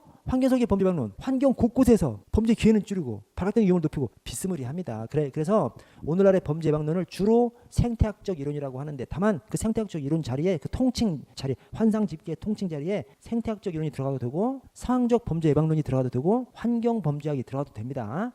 자, 그래서 상황적 범죄 예방론을 보시면 상황적 범죄 예방론 첫 줄 끝에 범죄 기회를 제거하고 범죄 행위의 이익은 감소시키고 이 생태학적 이론하고 비스무리해요. 자, 상황적 범죄 예방론에서 얘기하는 그 유형이 합일패죠. 합일패. 그래서 합리적 선택 이론, 그다음에 일상활동 이론, 범죄 패턴 이론 이렇게 있습니다. 자, 합리적 선택 이론은 옆에다가 신고전주의라고 좀 적어주세요. 학자들이 이걸 합리적 선택 이론을 신고전주의라고 얘기합니다. 신고전주의. 그래서 이 지문에도 나와요. 지문에도 제가 거기다가 좀 빼먹었는데 저기 고전주의의 영향 이렇게 나오지 않습니까? 그래서 이거 신고전주의라고 합니다. 그래서 신고전주의 이론이라고도 불리며 이것이 이제 합리적 선택이랍니다. 한마디로 고전주의하고 똑같아. 고전주의. 이 범죄라는 것은 개인이 선택한 것이고 개인이 선택했기 때문에 강하게 처벌받는 모습을 일반인들이 봄으로써 나도 범죄를 저지르면 안 되겠구나 라고는 마음을 먹는 일반 예방 효과를 중시하고 이런 것들이 완전히 똑같습니다. 그래서 합리적 선택에는 클락과 코니시가 주창했고요. 그 다음에 이 자기 선택에 의해서 범죄를 저지르고 고자비 자기 선택에 의해서 범죄를 저질렀고 의사 비결정론이고 다 똑같습니다. 그래서 고전주의랑 똑같다고 그냥 보시고요. 대신 주창한 학자만 코클이죠. 코클, 합리 코클, 클락과 코니쉬. 자, 일상활동 이론은 이렇게 숙지 좀 해주십시오. 일상코펠 대부자 가가영접. 그래서 일상활동 이론은 코엔과 펠슨이 주창했고요. 그 다음에 여기서 범죄 발생 3요소로 대부자. 그래서 대, 잠재적 범행 대상, 부, 감시의 부재, 그 다음에 자, 범죄자, 잠재적 범죄자. 그래서 이 대부자, 이게 범죄 발생의 3요소고요. 그 다음에 범죄자 입장에서 추가로 범죄를 저지르는데 감안하는 그 네 가지 요소가 가가용접입니다. 가가용접. 가치, 가시성, 용이성, 접근성이죠. 가치, 금반지나 다이아몬드가 있어야 되는 것이고, 그 다음에 이동의 용이성, 여차하면 도망갈 수 있어야 되는 여건이 돼야 되는 것이고, 가시성, 찾을 수 있어야 되고, 접근성, 접근할 수 있어야 되는 거죠. 그래야 범죄자로서 범죄를 선택하게 된다는 겁니다. 그래서 일상 코펠 대부자 가가용접, 일상활동 이론을 주창한 학자가 코엔과 펠슨이고, 그 다음에 범죄 3요소가 대부자, 범행 대상, 감시의 부재, 범죄자, 이렇게 대부자가 범죄 3요소고, 범죄자 입장에서 추가적으로 범죄를 저지르는 데 결정하는 4요소가 가가 용접입니다. 가치, 가시성, 용이성, 접근성. 그래서 일상코펠 대부자 가가 용접 이렇게 생각을 해주시고 일상활동 이론의 그 C번을 보시면 C 일상활동 이론에서는 범죄 기회가 주어지면 누구나 범죄를 저지를 수 있다는 거예요. 그래서 범죄자적 속성을 범죄의 결정적인 요소로 보지 않은 것이고 이렇게 누구나 기회가 주어지면 범죄를 저질 수가 있기 때문에 그 기회를 없애야 되는 것이죠. 그 기회를 없애는 것이 뭐예요? 일상코펠 대부자 가가용접 이런 것들을 없애야 되는 것이죠. 대부자 가가용접 이런 것들을 줄이고 없애고 이렇게 해야 하는 것을 범죄 예방적으로 생각하고요. F번을 보시면 첫 번째 줄 끝에 지금 딱 봐도 일상활동 이론은 굉장히 구체적으로 서술했지 않습니까? 그죠? 범죄 3요소를 얘기하고 또 범죄자 입장에서 4요소를 또 얘기하고 굉장히 구체적으로 얘기하기 때문에 여기에 대해서 F의 첫째 줄 끝에 구체적이고 미시적인 분석을 하는 이론이다. 그래서 구체적 상황에 맞는 범죄 예방 활동을 하고자 한다. 이렇게 구체적으로 서술했기 때문에 구체적이고 미시적인 접근이다. 이렇게 얘기를 합니다. 자, 범죄 패턴 이론은 브렌팅햄이 주창했습니다. 그래서 페브러 이렇게 숙지를 좀 해주시고 페브러 좀 숙지해 주시고 자, 범죄는 일정한 장소적 패턴이 있다고 얘기합니다. 시간적 패턴이 아니라 장소적 패턴. 그래서 우리 흔히 우리 머릿속에서 범죄자가 범죄를 저지를 때 발각되지 않기 위해서 뭐 고도로 막 주의해서 내가 돌아다니지 않는 이상한 곳에 내가 의심받지 않게끔 엉뚱한 곳에 가서 용의 주도하게 주도 면밀하게 이렇게 범죄를 할 것 같은데 그렇지 않다는 거예요. 범죄자는 직업이 범죄자이기 때문에 늘상 범죄를 저지르기 때문에 자기 행동 반경 안에서 다 범죄를 저지른다는 것이죠. 그래서 직장 갔다 오는 그 행동 반경 안에서 또는 뭐 자기 부모님 댁 왔다 갔다 하는 행동 반경 안에서 자기 생활하는 행동 반경 안에서 마트 갔다 오는 그 안에서 거기서 대부분 범죄를 저지른다는 거예요. 엄청나게 용의 주도하게 엄청나게 주도 면밀하게 저지르는 것이 아니라 자기 행동 반경 자기 생활 반경 안에서 범죄를 저지른다는 거예요. 그래서 범죄를 저지르는 범죄가 발생하는 장소를 보면 이 범죄자가 어디에 위치하고 있는지를 알 수 있다고 하는 것이 이 범죄 패턴 이론입니다. 그래서 범죄는 일정한 장소적 패턴이 있다. 10번에 잠재적 범죄는 일상 활동 과정에서 적절한 범행 대상을 찾는다는 거예요. 뭐 용의 주도하게 자기 적발되지 않으려고 엉뚱한 곳 가서 저지르는 것이 아니라 자기 생활 반경 안에서 범죄를 저지른다는 것이죠. 그들이 잘 알고 있는 지역 안에서 잘 알고 있는 이동 경로나 수단을 이용해서 적당한 기회가 왔을 때 범행을 저지른다는 거예요. 그러니까 잡히는 것이죠. 용의 주도하게 나를 의심할 수 없는 장소에 가서 증거를 남기지 않고 범죄를 저지르면 어떻게 잡어? 근데 자기 활동 반경 안에서 계속 범죄를 저지르는 거죠. 그러니까 우리가 잡을 수 있는 거죠. 자, D번에 지리적 프로파일링을 통한 범행 지역 예측 활성화에 기여하는 것이 지리적 프로파일링, 범죄 패턴, 이게 장소적 패턴이기 때문에 지리적 프로파일링과 일맥상통하는 것이 범죄 패턴 이론이고요.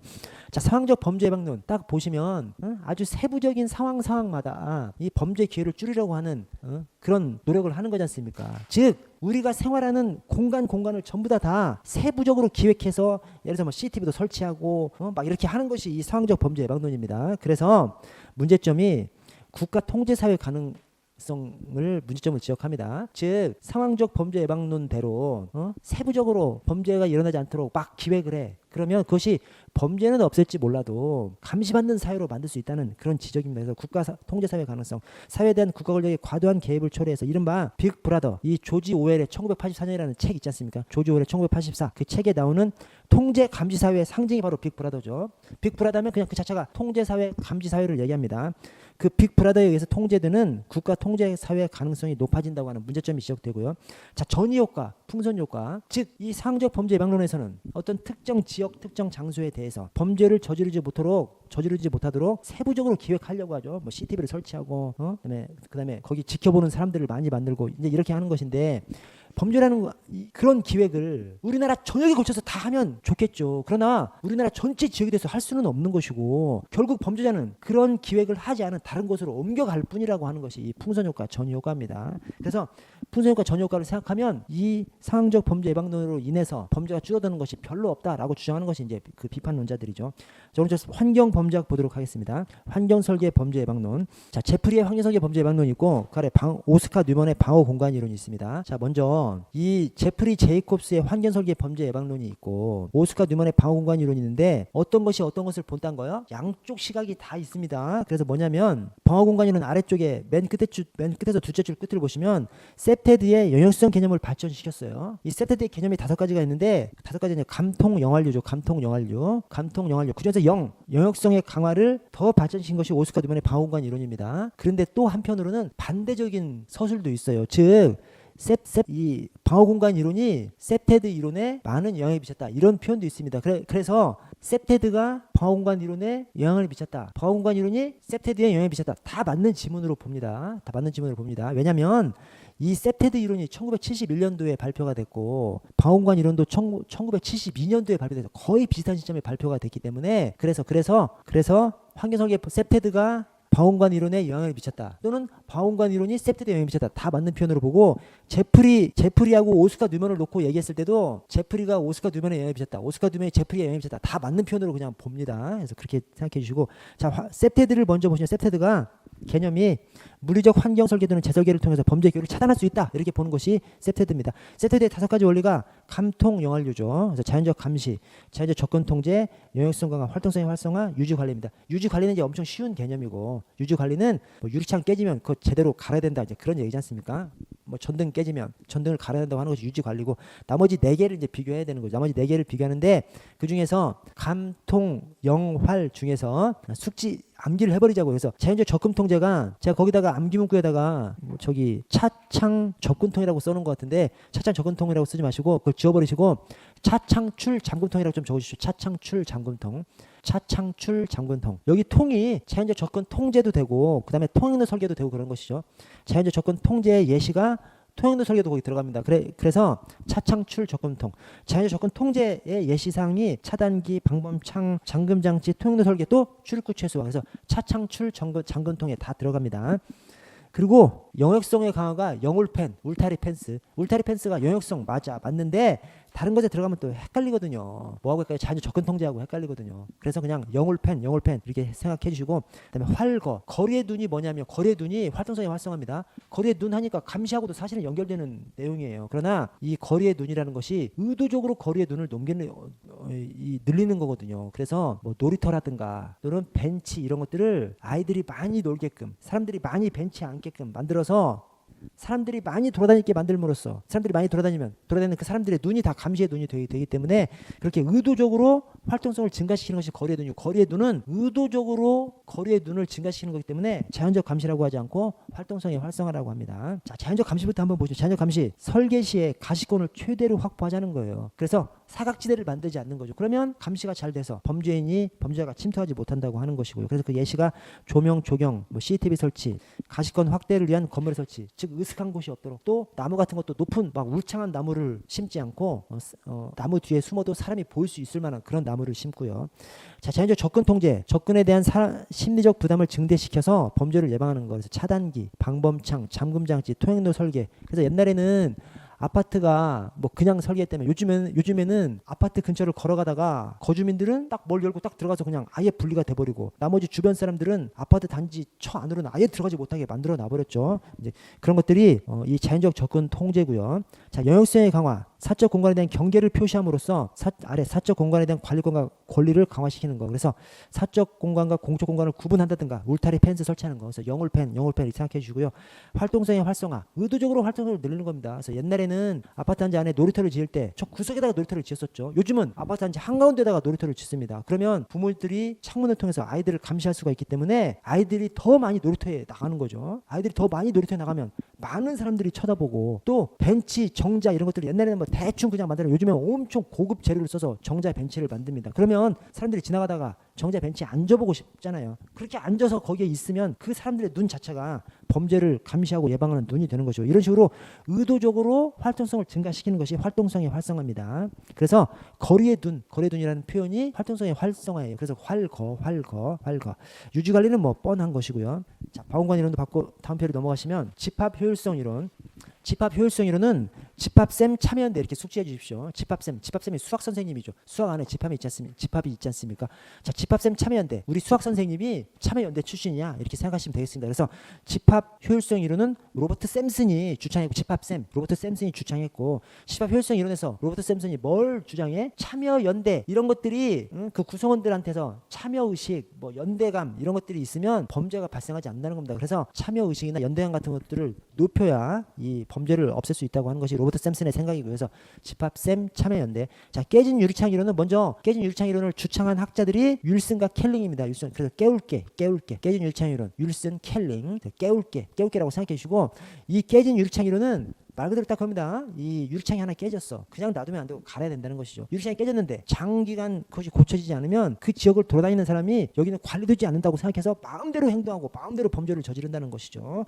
자, 그래서 이 깨진 유리창 이론이 니은의 끝에 경미한 무질서에 대해서 강경한 대응을 주장하고요. 그리고 그 아래 보충에 무관용 이론이라고 나오는데요. 깨진 유리창 이론하고 무관용 이론하고 똑같습니다. 그래서 이 깨진 유리창 이론이 유리창으로 하면 유리창 깨진 거 그거 가르쳐야 된다고 하는 것이지만 범죄를 보면 아주 사소한 거 뭐 경범죄 위반 등 거 이런 것들도 그냥 넘기지 말고 단속하라는 거예요. 그래서 사소한 것들 유리창이 깨진 것을 갈아 끼우고 경범죄 위반한 사람들을 강력하게 딱 짚끊고 하면 큰 범죄, 살인이라든가 강간 이런 것들이 줄어든다고 하는 겁니다.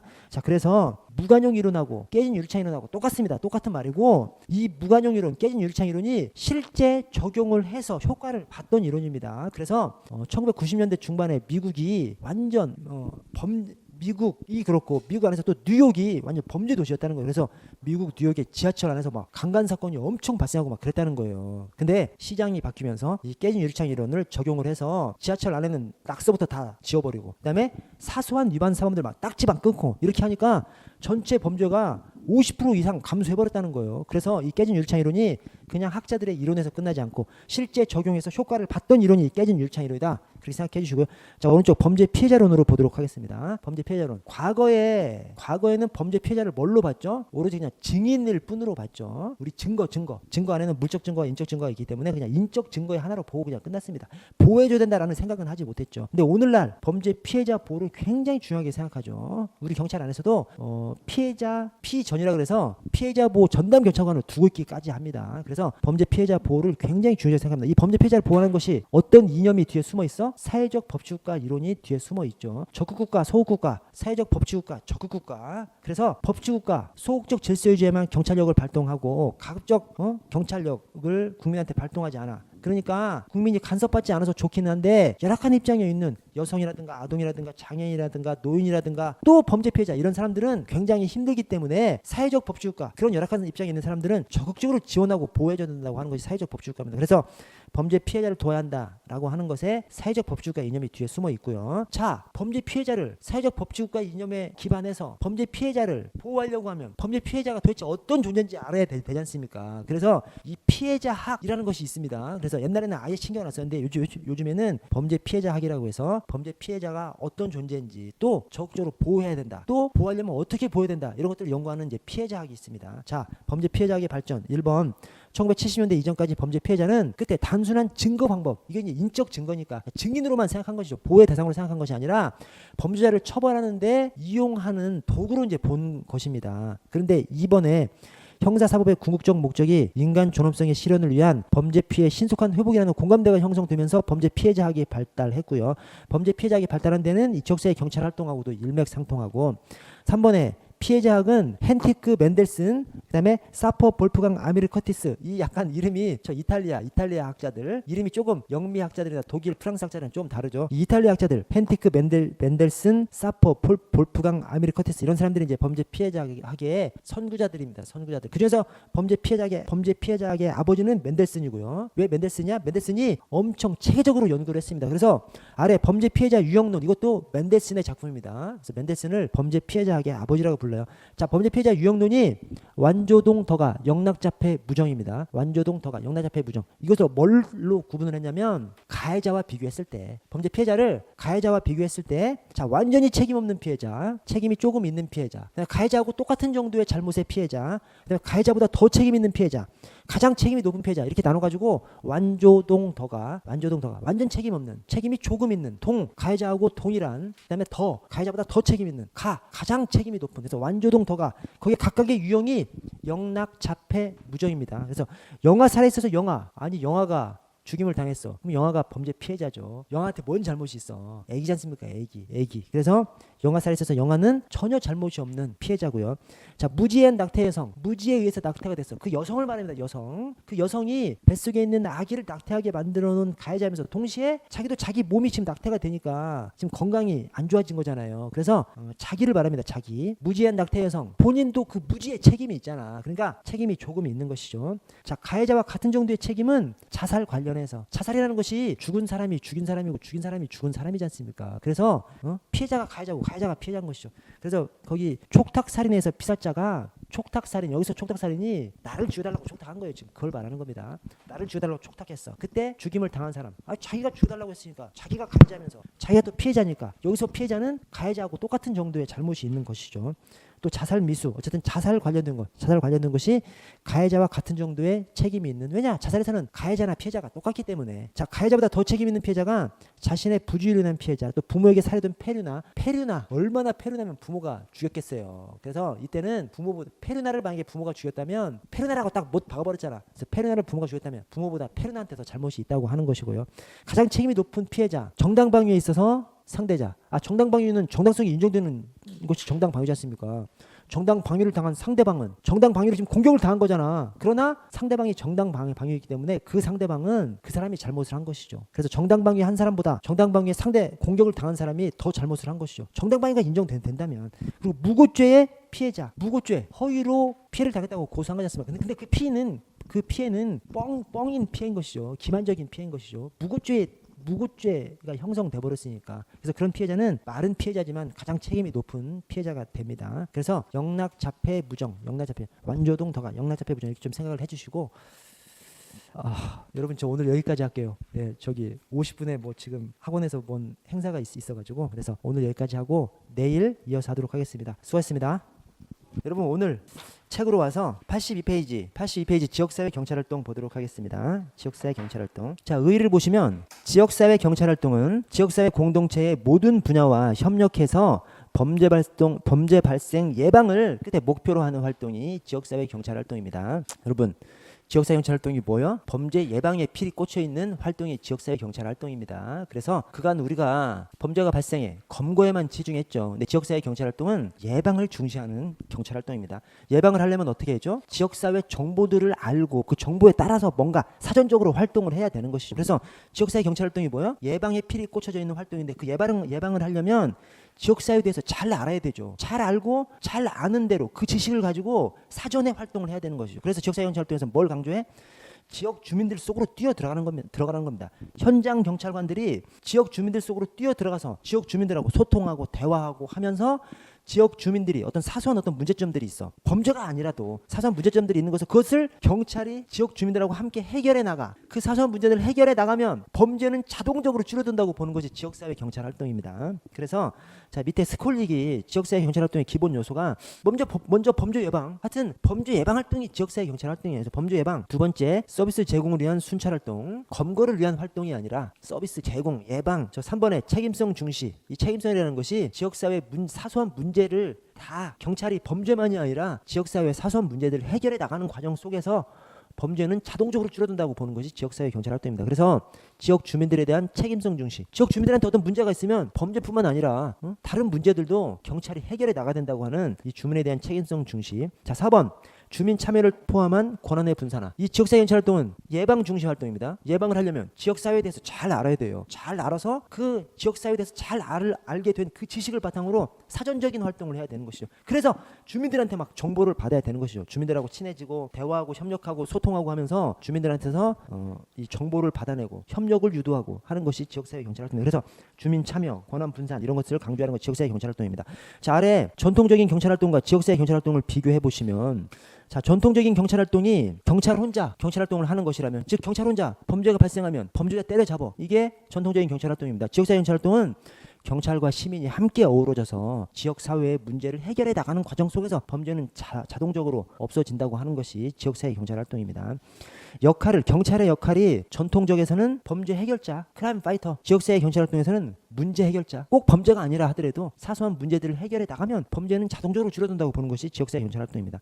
업무 평가 기준이 전통적에서는 범인 공보율, 지역사회 경찰 활동에서는 범죄 감소율. 범죄 감소율이 뭐야? 그것이 예방이죠. 예방했으니까 범죄가 감소하는 거기 때문에 지역사회 경찰 활동에서는 범죄 감소율. 자, 아래 효율성 판단이 전통적에서는 범죄 신고에 대한 경찰의 반응 시간. 이게 뭐냐면 빠른 출동을 얘기하는 것이죠. 빨리 출동해야 검거할 수 있으니까 검거 위주의 경찰 활동에서는 빠른 출동에 필히 꽂혀 있는 것이고, 지역사회 경찰 활동은 주민의 경찰 업무의 협조도. 이게 뭔 말이야? 문제 해결을 해야 되니까 꼭 범죄가 아니라 하더라도 문제들을 해결하면 범죄가 자동적으로 예방되는데 문제를 해결하려면 주민들이 협조해줘야 해결이 되는 것이죠. 그래서 주민들의 협조도를 효율성 판단의 기준으로 삼고요. 전통적에서는 조직 구조가 집거나 지역사회 경찰 활동에서는 분거나 왜냐 주민 속으로 뛰어 들어가야 되는데 누가 들어가? 경찰청장이 뛰어 들어갈 수는 없잖아요. 일선에 있는 경찰관들이 주민 속으로 뛰어 들어가서 협력하고 대화하고 소통하고 하면서 사소한 문제들을 해결해 나가야 되기 때문에 일선 경찰들을 현장 경찰들 일선 경찰들을 강조하는 것이 지역사회 경찰 활동입니다. 자 오른쪽으로 와서 지역사회 경찰 활동의 개념 프로그램을 보시면 이게 지역사회 경찰 활동의 세부 이론들입니다. 지역사회 경찰 활동의 세부 이론들. 자 그것이 지문 이전이죠. 지문 이전, 지역 중심 경찰 활동, 문제 지향 경찰 활동, 이웃 지향 경찰 활동, 전략 지향 경찰 활동, 지문 이전, 지문 이전. 이게 이것만 있는 것이 아니에요. 이게 지역사회 경찰 활동의 세부 이론들이죠. 그래서 이거 말고도 또 많이 있어요. 많이 있는데 크게 분류를 하면 뭐 이 정도로 이제 분류를 할 수 있다고 해서 학자들이 주로 이제 이렇게 큰 카테고리를 짓습니다. 자, 지문 이전인데 먼저 학자들을 지트버 문고레스로 좀 학자들 좀 외워주시고 지트버 문고레스 그래서 지역 중심 및 트로야노비치 버케로 지트버 문고레스 문제지향 경찰 활동이 골드슈타인, 에크 스펠만, 문골 S죠. 문골 S. 그래서 지트버, 문골 S 먼저 생각해 주시고 자 이게 그 말이야. 그래서 그냥 이 각각의 좀 특징을 나타내는 그 키워드 있잖아요. 키워드 핵심 낱말 그거 중심으로 좀 생각하시면 되겠습니다. 그래서 자 지역 중심 경찰 활동은 그냥 지역사회 경찰 활동의 원형입니다. 원형 그냥 기본형이에요. 기본형. 그래서 전반적인 삶의 질 향상을 목표로 지역사회와 경찰 사이에 새로운 관계를 증진시키는 전략 원리 별 내용 없어요. 그냥 지역사회 경찰 활동의 기본형이다라고 생각하시면 되고 자 문제지향 경찰 활동은 옆에다가 좀 적어주세요. 문제 해결 그다음에 일선 경찰 문제 해결하고 일선 경찰을 강조하는 것이죠. 문제 해결하고 일선 경찰을 강조합니다. 그러니까 이제 문제 지향 경찰 활동인 것이죠. 그래서 막 문제가 막 나오고 문제 해결 과정 이런 것들이 나오고 그다음에 일선 경찰 나오면 그냥 문제 지향 경찰 활동이라고 그냥 찍으시면 됩니다. 그래서 1번에 문제 해결 자료의 전환을 지향하고요. 그다음에 문제 해결을 강조하기 때문에 3번에 문제 해결 과정을 검토한 사라 모형을 여기서 제시를 합니다. 그 사라 모형이 좁은 대평이에요. 좁은 대평 순서가 문제 해결 과정 순서가 좁은 대평입니다. 이거를 순서를 바꿔서 많이 시험에 출제가 돼요. 뭐 아무것도 아닌데 그냥 순서 바꿔서 좁은 대평 순서를 바꿔서 시험 내니까 좁은 대평 이렇게 생각을 하셔야 되고요. 자 4번에 일선 경찰관에게 문제 해결 권한과 필요한 시간을 부여하고 범죄 분석 자료를 제공합니다. 일선 경찰관들이 활동을 해야 되기 때문에 그래서 일선 경찰을 강조하는 것이 문제 지향 경찰 활동입니다. 그래서 문제 지향 경찰 활동이 문제 해결을 강조하고 일선 경찰을 강조하는 것이 이 문제 지향 경찰 활동입니다. 자, 이웃 지향 경찰 활동은 소외, 그다음에 민간 조직을 강조합니다. 소외, 그다음에 민간 조직을 강조하는 것이 이 이웃지향 경찰 활동입니다. 그러니까 소외를 강조하는 것이 소외의 해결을 강조하는 것이죠. 그래서 이 이웃지향 경찰 활동에서는 소외가 범죄의 원인이라고 봅니다. 일리 있는 말이에요. 어떤 지역사회에서 소외받는 사람이 있어. 그러면 어떤 나쁜 생각을 가진 사람이 지나가다가 그 소외받는 사람을 봐. 이웃하고 완전히 단절된 사람이지 않습니까? 가족하고 단절되고 이웃하고 단절되고 소외받는 사람이 있으면 범죄자 입장에서는 내가 저 사람을 건드려도 누가 관심도 갖지 않겠네? 이런 생각을 할 수밖에 없는 거죠. 그래서 아주 맞는 말입니다. 그래서 이웃지향 경찰 활동에서는 소외가 범죄의 원인이라고 봅니다. 그러면 해결책이 그 소외를 해결해야 되는 것이죠. 근데 그 소외 해결을 누가 해야 돼? 경찰이 아니라 이웃들이 해결해야 된다고 보는 것이 이 이웃지향 경찰 활동입니다. 그래서 이웃들, 민간 조직에서 소외 해결을 위해서 노력해야 된다는 것이죠. 경찰은 그 이웃들이, 민간 조직들이 소외 해결을 위해서 노력하는 것에다가 막 북돋아주고 응원해주고 함께 협력해주고 그렇게 해야 되는 것이고요. 그래서 이웃지향 경찰 활동 보시면 1번에 경찰과 주민 사이에 의사소통 라인을 개설, 활성화시키고자 하고요. 자, 2번에 범죄는 비공식적 사회통제의 약화와 비공식적 사회통제가 뭐죠? 어떤 마을에서 어른들이 있으면 그 어른들이 존중받고 막 인사받고 마을에 어떤 중요한 일이 있으면 서로 막 논의하다가 잘 안 되면 어른들이 시키는 대로 하고 뭐 이런 것들이 비공식적 사회통제죠. 근데 그 비공식적 사회통제가 깨졌다는 것은 어른들을 봐도 인사도 안 하고 그런 것이죠. 그래서 비공식적 사회통제의 약화 서로 막 분리되는 것이죠. 그다음에 경제적 궁핍이 소외를 정당화하기 때문에 그래서 그 소외 때문에 범죄가 발생한다고 보는 것이 이 이웃지향 경찰 활동입니다. 그 소외를 누가 해결해야 돼? 3번에 지역 조직. 이 지역 조직이 민간 조직이죠. 민간 조직. 이 지역 조직이 끝에 민간 순찰을 실시하고요. 4번에 지역 조직이 민간 조직이죠. 거주자들한테 지역에 관한 정보를 제공하고. 그래서 이웃들이, 이 지역 조직들이, 민간인들이 서로 모임을 만들어서 막 돌아다니면서 인사도 하고, 어디 뭐 불편한 거 있으면 좀 해결도 좀 해주고, 어디 뭐 위험한 일들이 있으면 그런 위험한 일들이 있다는 것을 좀 알려주러 돌아다니기도 하고, 그렇게 하면 범죄가 줄어든다는 것이죠. 맞는 말입니다. 당연하죠. 어느 지역 사회에서 서로 인사만 막 하고 다녀도 범죄를 저지르려고 하는 사람들이 막 서로 인사하고 다니고 막 그런 지역에서는 범죄를 쉽게 못 저지르죠. 왜냐하면 자기만 이방인이 되는 거지 않습니까? 범죄를 저지르려고 침투한 사람은. 그래서 맞는 말이에요. 맞는 말이고, 자, 전략지향적 경찰활동은 그냥 깨진 유리창 이론입니다. 이 깨진 유리창 이론이 무관용 경찰활동하고 깨진 유리창 이론하고 똑같아요.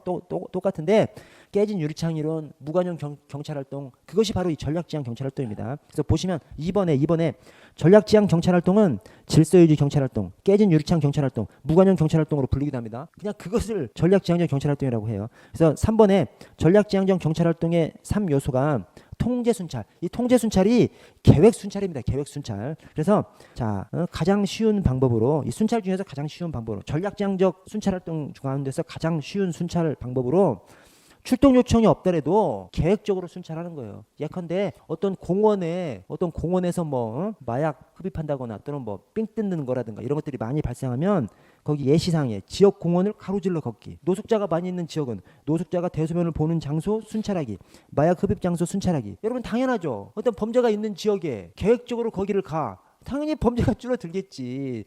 범죄자들로서는 경찰이 언제든 올 수 있다고 생각하면 마음대로 행동하지 못하지 않습니까? 근데 여러분 이게 여러분 당연하죠. 우리 실제 일선 현장에서 이렇게 계획 순찰할 수 있을까요? 네, 다네. 못합니다. 왜 못하죠? 우리 경찰이 112 사건 신고 처리하는데 그냥 온 힘이 다 거기에 빠져버리거든요. 그래서 경찰 이 지구대 파출소에서 순찰차 딱 타면 112 신고 처리만 합니다. 거의 그래. 전국의 경찰이 거의 다 그래요. 근데 사실은 이런 거 해야 되지 않습니까? 어느 으슥한 곳에서 삥 뜯는 새끼들이 있어. 그 새끼들이 거기서만 삥 뜯죠 계속. 근데 우리 경찰이 이렇게 통제 순찰, 계획 순찰 해야지. 하루에 한 번 또는 3, 4일에 한 번씩이라도 거기 순찰차 가서 돌아보고 하면 확실히 줄어들죠. 근데 실제로는 그렇게 하기 굉장히 어려운 것이 현실입니다. 그래서 이 통제 순찰 맞는 말이에요. 자, 공격 순찰이 있고 밑에 포화 순찰이 있습니다. 공격 순찰은 아주 강하게 제압하는 거예요. 포화 순찰은 그냥 보여주는 겁니다. 이 가식으로 경찰력을 보여주는 겁니다. 그래서 자, 공격 순찰은 특정 범죄자, 특정 범죄 요소, 특정 질서 위반에 대해서 경찰의 압박을 증가시키는 겁니다. 그래서 경찰 쫙 풀어가지고 막 그 일대에서 현장 검문도 하고 막 사복도 풀어가지고 막 뭔가 뭐 활동하는 것처럼 보여주면서 가게들도 막 단속도 하고 함정 수사, 잠복 이런 것들을 그냥 동시에 확 해버림으로써 그 일대를 막 압박하고 진압하고 하는 것이 이 공격 순찰입니다. 포화 순찰은 그냥 보여주는 거야 경찰. 그래서 막 각종 캠페인이라든가 막 이런 것들을 하면서 막 경찰력을 쫙 밀집시켜가지고 가시적으로 보여주는 것이 이 포화 순찰입니다. 그래서 우리 일선에서 막 일제 검무검색하는 경우 있거든요. 경찰관들 쫙 풀어가지고 그 일대에 쫙 흩어져가지고 막 검무검색하는 거예요. 막 부신검문하면서 막 조회하고 그러면 그때 진짜 쫙 풀어서 하니까 저 수배자들도 막 잡히고 막 그러거든요. 이제 그렇게 일제 검문검색, 일제 음주 단속 이런 식으로 하는 것이 이 공격 순찰이고 포화 순찰은 그냥 보여주기만 하는 거예요. 그래서 우리 막 일선에서 캠페인 하는 경우 있습니다. 큰 사거리에서 막 경찰, 사복경찰도 가고 막 전북경찰도 가고 해가지고 쫙 막 이 플랜카드 걸면서 막 이렇게 캠페인합니다. 심지어 막 걸어다니면서 하기도 해. 아, 나 그것 좀 안 했으면 좋겠어. 진짜 쪽팔려요. 막 아우 저기 막 번화가 같은데 하면 막 사람들이 다 쳐다보잖아. 그렇죠? 아, 그거 좀 안 했으면 좋겠는데 하여튼 이 지역사회 경찰 활동에서는 그렇게 보여주는 것 자체도 효과가 있다고 얘기하고요. 그렇게 보여주는 것 자체가 포화 순찰이라고 하고요. 실질적으로 막 제압하고 진압하고 막 하는 것은 공격 순찰이라고 하고요. 다음 페이지 넘어오시면 순찰에 관한 효과 연구가 있습니다. 이 순찰 효과에 관한 연구가 제가 거기다가 뉴켄와플, 긍정와플 이렇게 적어놨어요. 왜냐하면 이 순찰 실험의 순서가 뉴켄와플입니다. 그래서 뉴욕, 캔자스, 뉴욕 있고 뉴왁이 있는데 뉴켄와플 처음이 뉴욕이고요. 캔자스, 네, 뉴왁, 플린트 이렇게 있습니다. 순서가 이렇게 갑니다. 순서가 이렇게 가고.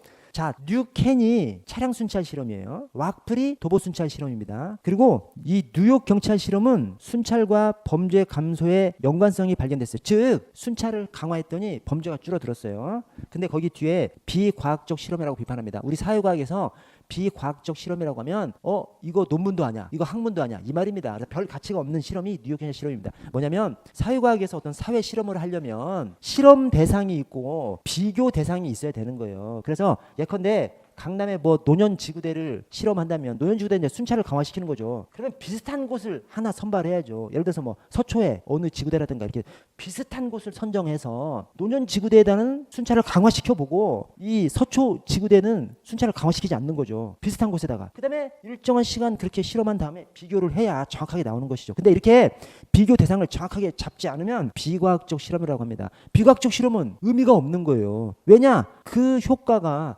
순찰을 증가시킨 것 때문에 일어난 효과인지 아니면 뭐 88 올림픽이 갑자기 개최돼서 뭐가 일어난 효과인지 그런 것들을 모르는 것이 비과학적 실험입니다. 그래서 이 사회과학에서 비과학적 실험이라고 하면 그 실험에 가치가 없는 거죠. 그러니까 뉴켄 학부 중에서 뉴욕 경찰 실험은 비과학적 실험이라서 그냥 가치가 없는 거예요. 자, 캔자스시 실험은 차량 순찰을 증가해 봤는데 범죄가 감소하지 않았대. 그래서 사람들이 우리 생각에 그냥 객관적으로 딱 생각해 보면 순찰을 증가시키면 범죄가 줄어들겠지라고 생각할 수 있지 않습니까? 근데 줄어들지 않았대. 그래서 사람들이 어떻게 생각하냐면 차량 순찰을 해봐서 그런 거, 차량 순찰 때문에 그런 건가 보다. 그래서 차량 순찰이 아니라 도보 순찰을 해야 되는 것보다. 그래서 도보 순찰에 대한 관심을 불러일으킨 것이 캔자스시 실험입니다. 그래서 그 뒤에 실험, 왁풀에서는 도보 순찰 실험을 해본 거예요. 그랬는데 뉴욕시 실험에서도 또 플린트시 실험에서도 도보 순찰을 강화했지만 범죄는 줄어들지 않았어요. 심지어 플린트시 실험에서는 범죄가 더 늘어났어.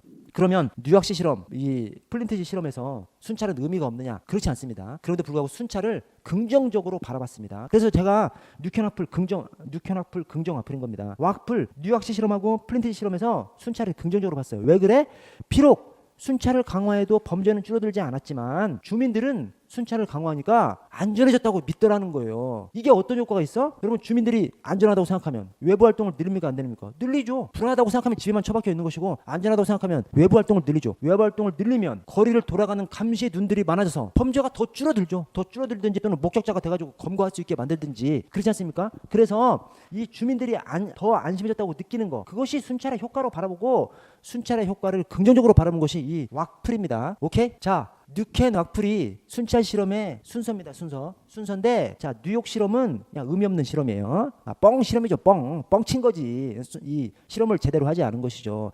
캔자스시 실험은 차량 순찰을 증가시켰는데 범죄가 줄어들지 않았어. 그래서 사람들이 어떻게 생각하면 차량 순찰해서 그런가 보다. 도보 순찰에 관심을 불러일으킨 것이 캔자스시 실험인 것이죠. 그래서 뉴왁시 실험하고 플린트시 실험에서는 도보 순찰 실험을 해본 거예요. 근데 뉴왁시 실험에서는 범죄가 줄어들지 않았어. 플린트시 실험에서는 오히려 순찰을 증가시켰는데 범죄가 더 늘어나 버렸어요. 그러면 이 뉴욕시 실험하고 플린트시 실험에서 순찰을 나쁜 것, 그냥 의미 없는 것으로 봤느냐? 그렇지 않습니다. 순찰을 긍정적으로 봤습니다. 왜? 주민들이 이 도보 순찰을 증가시키니까 범죄는 줄어들지 않았지만 주민들이 긍정적으로 더 안전해졌다고 느끼더라는 거예요. 주민들이 더 안전해졌다고 느끼는 그것 때문에 순찰의 효과를 긍정적으로 평가한 것이 이 뉴욕시 실험하고 플린트시 실험입니다. 왜? 주민들이 더 안전했다고 느낀다면 주민들이 외부 활동을 많이 하겠지. 그러면 궁극적으로 범죄가 줄어드는 방향으로 갈 것이라는 생각을 하는 것이죠. 그래서 뉴욕시 실험하고 플린트시 실험에서는 순찰의 효과를 긍정적으로 바라봤습니다. 그래서 뉴켄 왁풀 긍정 왁풀인 것이죠. 뉴켄 왁풀 긍정 왁풀 이렇게 생각해 주시고, 자, 아래 순찰의 기능 연구가 헤일이 연구한 것이 있고 워커가 연구한 것이 있어요. 근데 여러분 워감서 이렇게 좀 해주세요. 뭐냐면 워커가 순찰의 기능으로 범죄 억제, 공공안전감 증진, 그다음에 대민 서비스 제공 이렇게 얘기했습니다. 워감서죠. 워커가 억감서죠. 오케이? 워커가 억감서예요. 그래서 그냥 나올 때마다 워감서 이렇게 해주고 넘어가면 되겠습니다. 여러분, 한국 경찰사가 나옵니다. 근데 여러분, 이 앞쪽은 시험 문제 안 나와. 제가 100% 장담할 수는 없어요. 이 순경 시험에서는 하여튼 안 나왔어. 간부후생 시험에서는 한 4, 5년, 5, 6년마다 한 번씩 나왔어요. 근데 우리 순경 시험이 40문제 체제로 가기 때문에 앞으로 나올 때가 있기는 있을 거예요. 그러나 사실상 관심의 대상이 많이 멉니다. 그래서 제가 심화 때는 좀 말씀을 드려도 오늘은 좀 넘어가고 가보 개혁부터 보도록 하겠습니다. 그래서 93페이지인데 옆에 92페이지를 볼게요. 자, 92페이지가 뭐냐면, 자, 가보 개혁 이전의 경찰 제도의 특징을 보시면, 그러니까 가보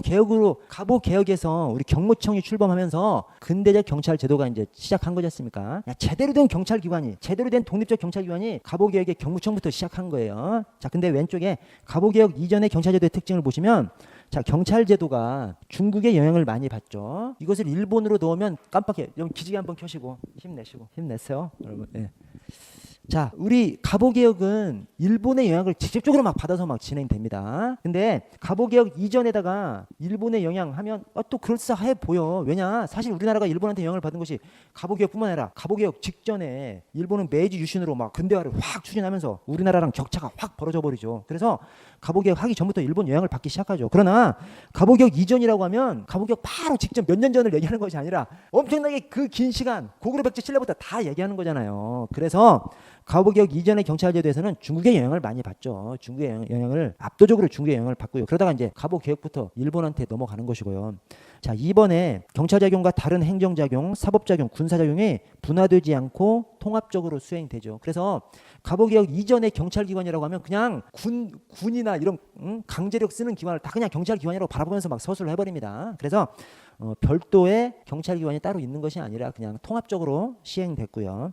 3번에 경찰 기능은 주로 지배 세력의 지배 체제 유지 수단이었어요. 그러면서 개인들도 또 생각해줬어요. 그래서 3번에 경찰은 지배 세력의 지배 체제 유지 수단이었고, 그러나 4번에 국민의 생명과 재산 보호에도 관심을 가진 것은 맞고, 그래서 조금 부정적으로 경찰의 기능이 지배 세력의 지배 체제 유지 수단이었다 이렇게 표현하기도 하고, 조금 긍정적으로 개인의 생명 재산 보호에도 관심을 가졌다. 그래서 저 고조선의 8조 군법 있지 않습니까? 거기서 뭐 살인한 자는 죽이지 않습니까? 그 살인한 자를 죽이는 것을, 살인한 자를 죽이는 그 잔인성에 목격하지 않고 사람의 생명이 소중하니까 사람을 죽인 사람은 죽여버리죠. 그래서 죽여버리는 것을 이 생명 존중 사상으로 그렇게 해석을 해버립니다. 나쁘게 해석하면 범죄가 그냥 때려 죽여버리는 거지 않습니까? 나쁘게 해석하면 뭐 독재, 뭐 인권 침해, 인권 의식이 별로 없는 거. 나쁘게 보면 이렇게 볼 수 있겠지만, 그것도 그걸 좋게 해석하면 사람의 생명을 소중하게 생각하니까 사람을 죽인 자는 죽여버리는 것이죠. 그래서 그거를 해석을 할 때 생명 존중 사상이라고 그냥 해석을 해버립니다. 그래서 우리 저 갑오개혁 이전의 경찰 활동을 지배 세력의 체제 유지 수단인 거예요. 그러나 개인의 생명 침해라든가 신체 침해 이런 것에 대해서 또 그다음에 절도 범죄도 처벌하고 이렇게 하기 때문에 개인의 생명, 신체, 재산도 보호해줬다 이런 식으로 좋게도 해석을 해버리는 것이죠. 그래서 양쪽의 해석이 조금 다 있습니다. 자, 오른쪽에 갑오개혁부터 보도록 할게요. 여러분 갑오개혁부터 보실 때 이 경찰 기관의 변천사가 있어요. 그거를 이렇게 조금 제가 거기다가 좀 표로 좀 해놨습니다. 그래서 머릿속에 좀 질서를 부여 넣는 것이죠. 그래서 갑오개혁부터 시작해서 청부, 시통, 그다음에 총, 국입니다. 이건 뭐예요? 이것은 여러분 여기 좀 봐주십시오. 청부, 시통, 총국입니다. 이 가운데가 이게 강제 병탄이죠. 1910년 이제 옛날에는 이제 한일 합병이라고 했는데, 지금은 이제 한일 합병 서로 뭐 동등한 의사에 의해서 한 것이 아니라 강제로 우리가 나라를 빼앗긴 것이기 때문에 강제 병탄이라는 표현을 주로 쓰죠. 그래서 일제한테 나라를 빼앗긴 거. 그 이전에 청부, 시통, 그 이후에 총국 이렇게 있습니다. 자, 그래서 1894년에 경무청이죠. 그래서 우리 근대화가 시작되면서 경무청이 출범하면서 우리 근대 경찰이 출발하죠. 근데 1900년에 이게 경부로 승격합니다. 이 경무청은 내무아문이거든요. 내무아문의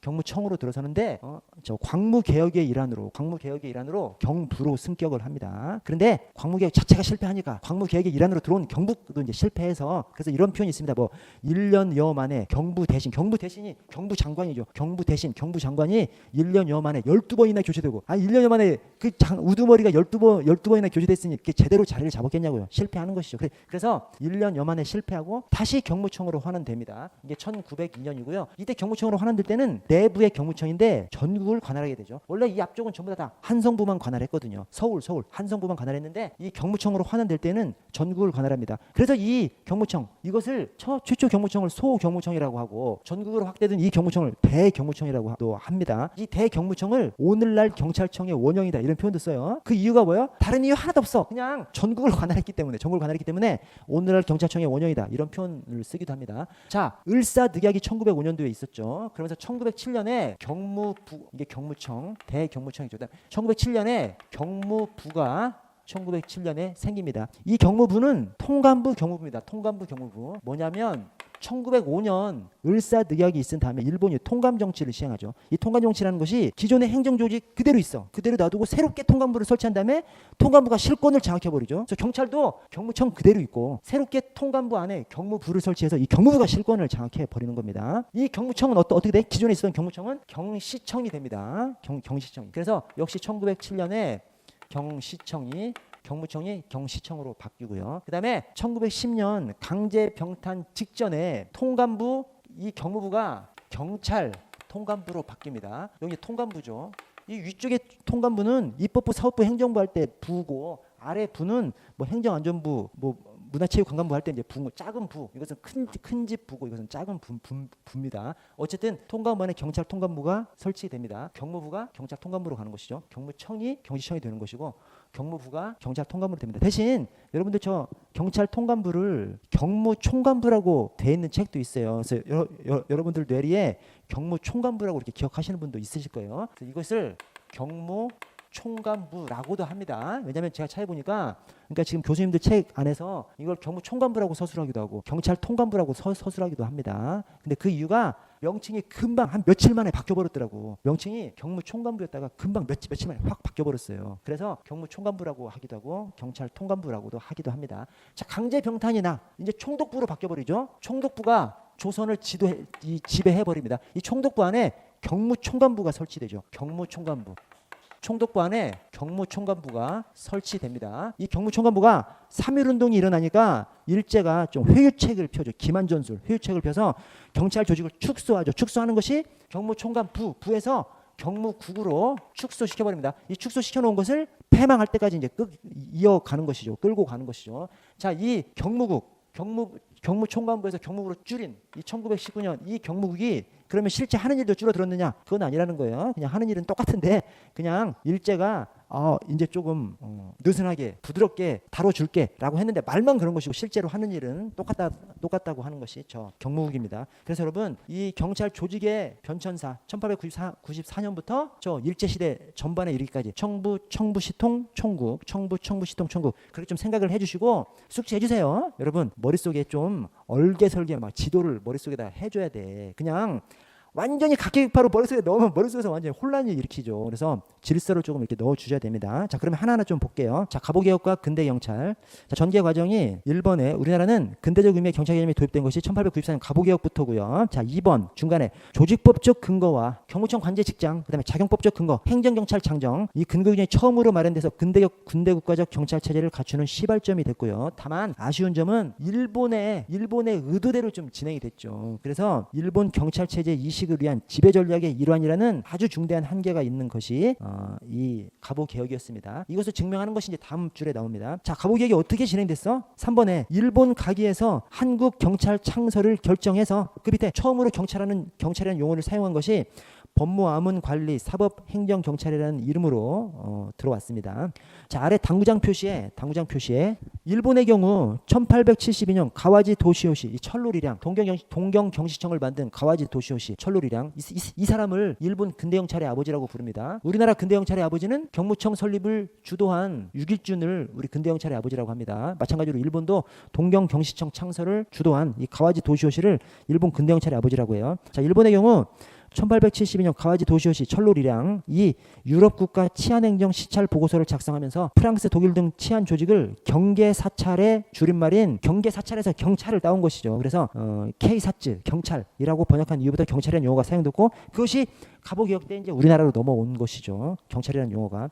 자, 4번에 김홍집 내각은 각 암훈관제에서 경찰을 법무암훈 소속으로 설치할 것을 결정했는데 내무암훈 소속으로 변경하죠. 이것을 갖다가 법무암훈 소속으로 설치할 것을 결정했는데 내무암훈 소속으로 변경했다. 즉 그냥 결정만 했다가 내무암훈으로 바꿨다. 이런 식으로 나오기도 하고 법무암훈 소속으로 창설했다. 곧 내무암훈 소속으로 변경했다. 이렇게 나오기도 합니다. 그러니까 결정만 하고 실제 창설은 내무암훈에서 한 것처럼 표현되기도 하고 법무암훈에 그냥 창설을 했는데 내무암훈으로 창설한 다음에 내무암훈으로 바꾼 것처럼 그렇게 서술하기도 합니다. 두 지문을 다 맞는 것으로 봅니다. 어쨌든 법무암훈에서 내무암훈 소속으로 바뀐 것만 생각하시면 되겠습니다. 자, 아래 최초의 조직법인 경무청 관제 직장. 자, 경무청 관제 직장 한국 경찰 최초의 조직법이고요. 2번 한성부의 경찰이 창설되고 전국 관할이 아니었고요. 자, 3번에 좌우 포도청을 합쳐서 경무청을 신설하고 내무암훈에 예속시켜서 한성부 내에 일체 경찰 사무와 감옥 사무를 총괄하고요. 그 밑에 이 경무청장이 경무사고요. 그 밑에 경찰지서장이 경무관입니다. 한성부의 오부 잔해 이 말이 한성부가 전통적으로 동서남북 그다음에 동서남북중 이렇게 행정구역이 나눠져 있었죠. 서울에 한성에 동서남북중 거기다가 각각 경찰지서, 오늘날의 경찰서죠. 경찰지서를 설치한 다음에 경찰지서장, 경찰서장, 경찰지서장은 경무관으로 했고요. 그래서 경무청장이 경무사, 경찰서장, 경찰지서장이 경무관, 그렇습니다. 자, 다음 페이지 넘어가면 행정경찰장정, 최초의 경찰작용법이죠. 우리 그래서 최초의 경찰작용법도 행정경찰장정인데 조직법하고 작용법을 합쳐도 장정이에요. 경무청 관제 직창, 행정경찰장정, 장정입니다. 장정. 최초의 경찰작용법도 장정, 조직법하고 작용법을 합쳐도 맨 끝 글자가 장정이에요. 장정. 자, 2번에 일본의 행정경찰 규칙하고 유경죄 직결례를 혼합해서 한문으로 옮겨 놓은 것이 이 행정경찰 장정이고요. 자, 3번에 광범위한 사무를 담당했고요. 그렇죠. 1894년 행정기관이 경찰 말고 행정기관이 좀 몇 개 생기기는 해. 그러나 본격적으로 다른 행정기관이 막 우후죽순으로 쫙 다 분화되는 것은 2차 세계대전 이후니까, 전 세계적으로 2차 세계대전 이후에 막 행정조직이 쫙 비경찰화 되는 것이니까 이 갑오 개혁 때 경찰은, 경무청은 굉장히 광범위한 사무를 담당했고요. 자, 4번에 경찰이 담당했던 업무의 광범위성이나 직무 규정의 포괄성은 경찰 업무와 일반 행정과의 미분화 현상을 엿볼 수 있습니다. 그래서 여러분 조금 조심해야 되는 것이 이 갑오 개혁 때 경찰과 일반 행정이 분화가 시작은 된 겁니다. 완전한 분화는 아닌 거예요. 분화가 시작은 된 겁니다. 완전한 분화는 2차 세계대전 이후에, 우리죠, 광복된 이후에 이제 완전한 분화가 되는 것이고, 이 갑오 개혁 때 분화는 시작되는 겁니다. 분화는 시작되는 것인데 완전한 분화가 아닌 것이고요. 여러분 좀 쉬었다 갈게요. 12분에 10분 조금 지나서 시작할게요. 예.